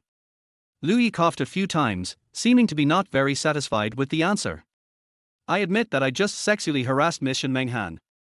The last 3 words were spoken through gritted teeth. Zhao Yongxing's tooth crown is about to be bitten off. Damn, I was threatened by a group of security guards today. If this gets out, wouldn't the Zhao family, one of the 4 major families, become a laughing stock? Just wait and see how I deal with you little bastards when I get out. You seem a little unconvinced. After Lu Yi said this, Xiao Mar and others turned their attention to Zhao Yongxing. The fist hardened again. No, I really regret it. Miss Shen Menghan, please help me. He finally realized that he had to use whoever's bodyguard was his. Even if he banged his head and begged for mercy, these security guards would listen to Lu Yi. And Lu Yi is Shen Menghan's bodyguard. He will definitely listen to Shen Menghan, so he only needs to apologize to Shen Menghan. Looking at this scene, Shen Menghan felt a little nervous. After all, this is young Master Zhao from one of the 4 major families. If he is angered, the Shen family's bid will not be accepted until it is decided, which will anger the Zhao family. It will do them, the Shen family, nothing but harm. Shen Menghan tugged at Lu Yi's sleeve and said, "That's it. Tell them to stop fighting." Lu Yi clenched his fist and coughed. Since Miss Shen is begging for you, forget it. Throw him out. Don't let him participate in the bidding. Anyway, 1 less person won't make a difference. Okay. Zhao Yongxing? It's not over yet, right? This bidding meeting is held by your family. Zhao Yongxing was so angry that his face turned red and his neck became thick, and his head was smoking. I watched myself being lifted up and put on the rack like a piece of game to be roasted. With a whoosh, it flew out. Xiao Mar, Xiao Liu and others clapped their hands triumphantly. They also stood guard on both sides to prevent Zhao Yongxing from sneaking in. Shen Menghan looked helpless. Did you go a little too far? If you don't go in, the bidding will start. Lu Yi reminded lightly. Or is bidding more important?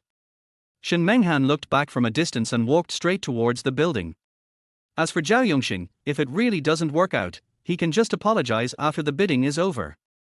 Judging from his injury, it doesn't look serious. They were all flesh wounds. It's just a loss of face for the Zhao family. The worst that can happen is that I have to pay some money, right? Of course, if the Shen family can win the bid this time, I believe the Zhao family will not dare to do anything to the Shen family.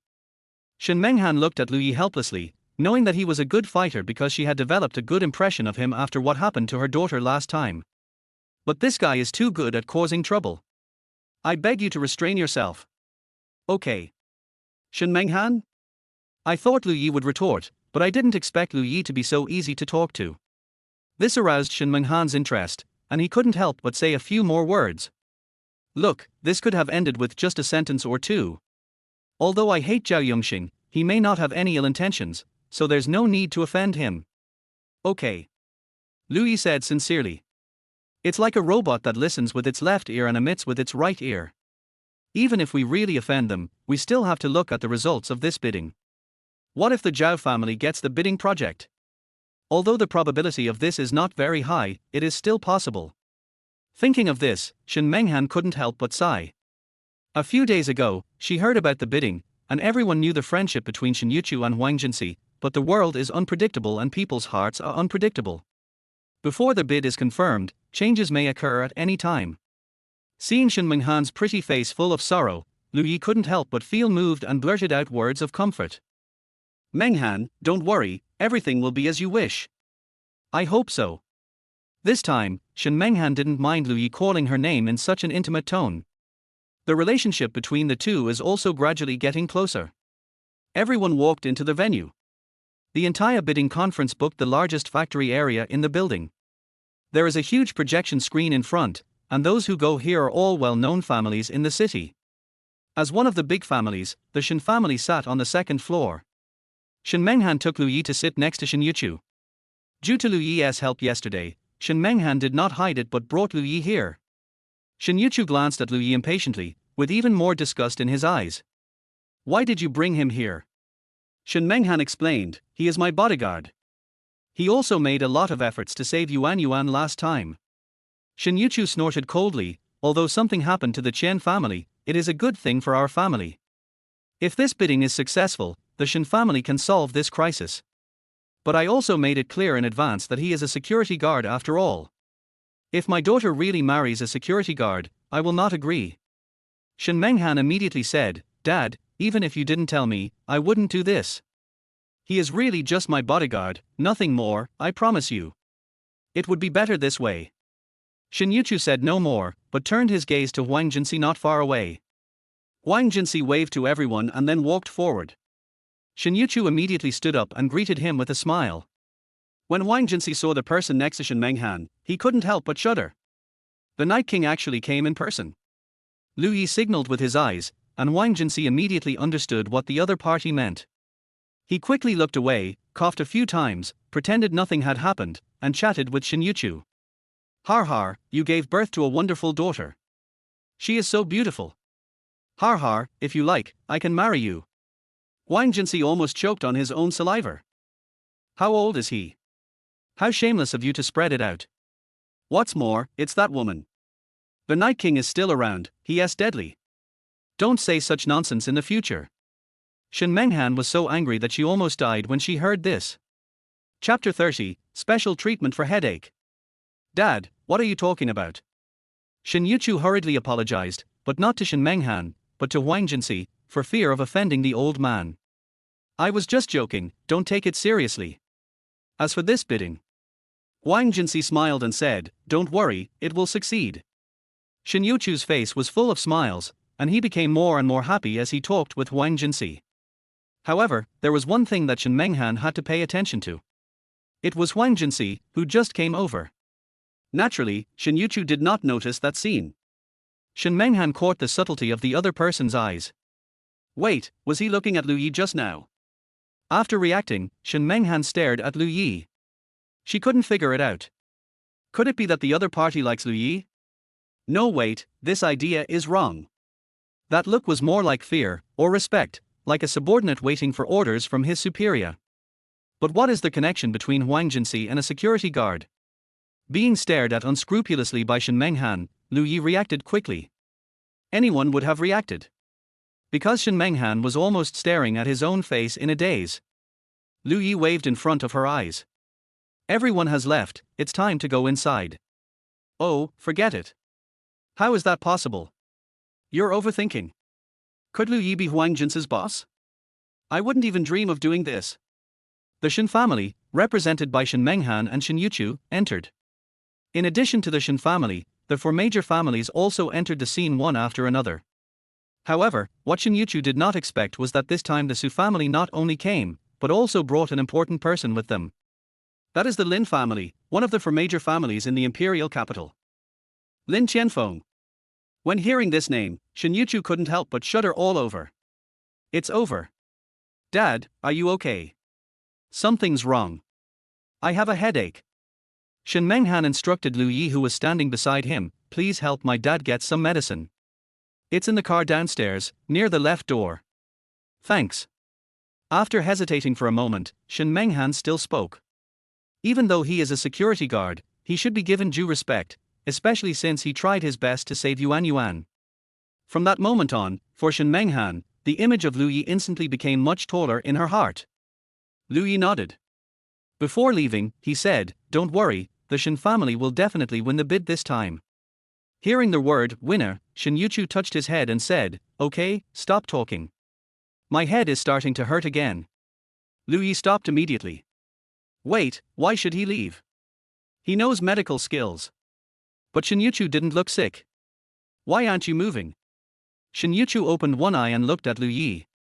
As soon as he looked at Lu Yi, his head hurt more and more. If Lu Yi was one of the four major families in the imperial capital, he would wake up laughing in his dreams. At the very least, it has to be one of the four major families in this room. It's a pity that Su Xiaoyu is a girl, there is no boy in the Su family, and Su Xiaoyu is the best friend of Shin Menghan. If Su Xiaoyu was a boy and they had a good relationship, marrying into the Su family would be better than marrying a security guard. At this moment, the Su family called over the Lin family, one of the four major families in the imperial capital. Could it be that? Shin Yuchu had a bold guess in his mind.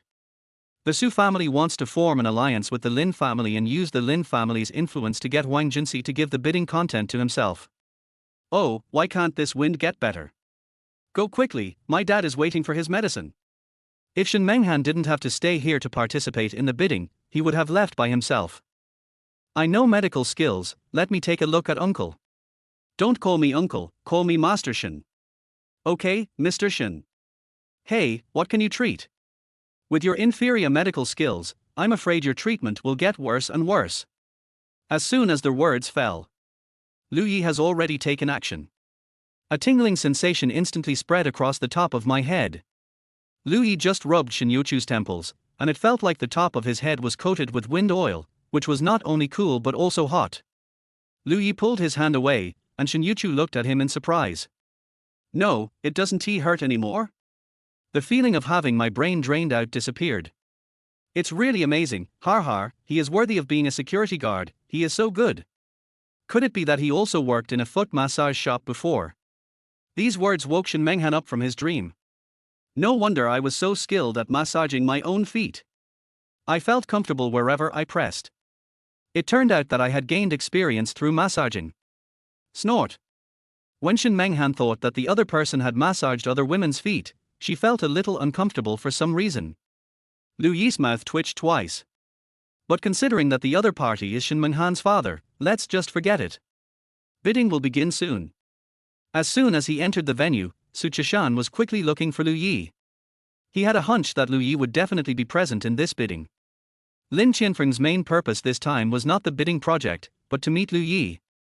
Known as the most powerful underground king. What an honor it would be if the other person could appreciate me. As for this mere competition, he didn't take it seriously. After all, compared with Haisha and the imperial capital, it is not worth mentioning. Brother Lin, why did you come to High City this time? Is the Lin family also facing a financial crisis? Har, you silly girl, even if the Lin family really has a financial crisis, it is impossible for them to come to High City to find a way out. Lin Qianfeng said slowly, yes, I came here this time to meet this great man. I wonder if I can have this honor.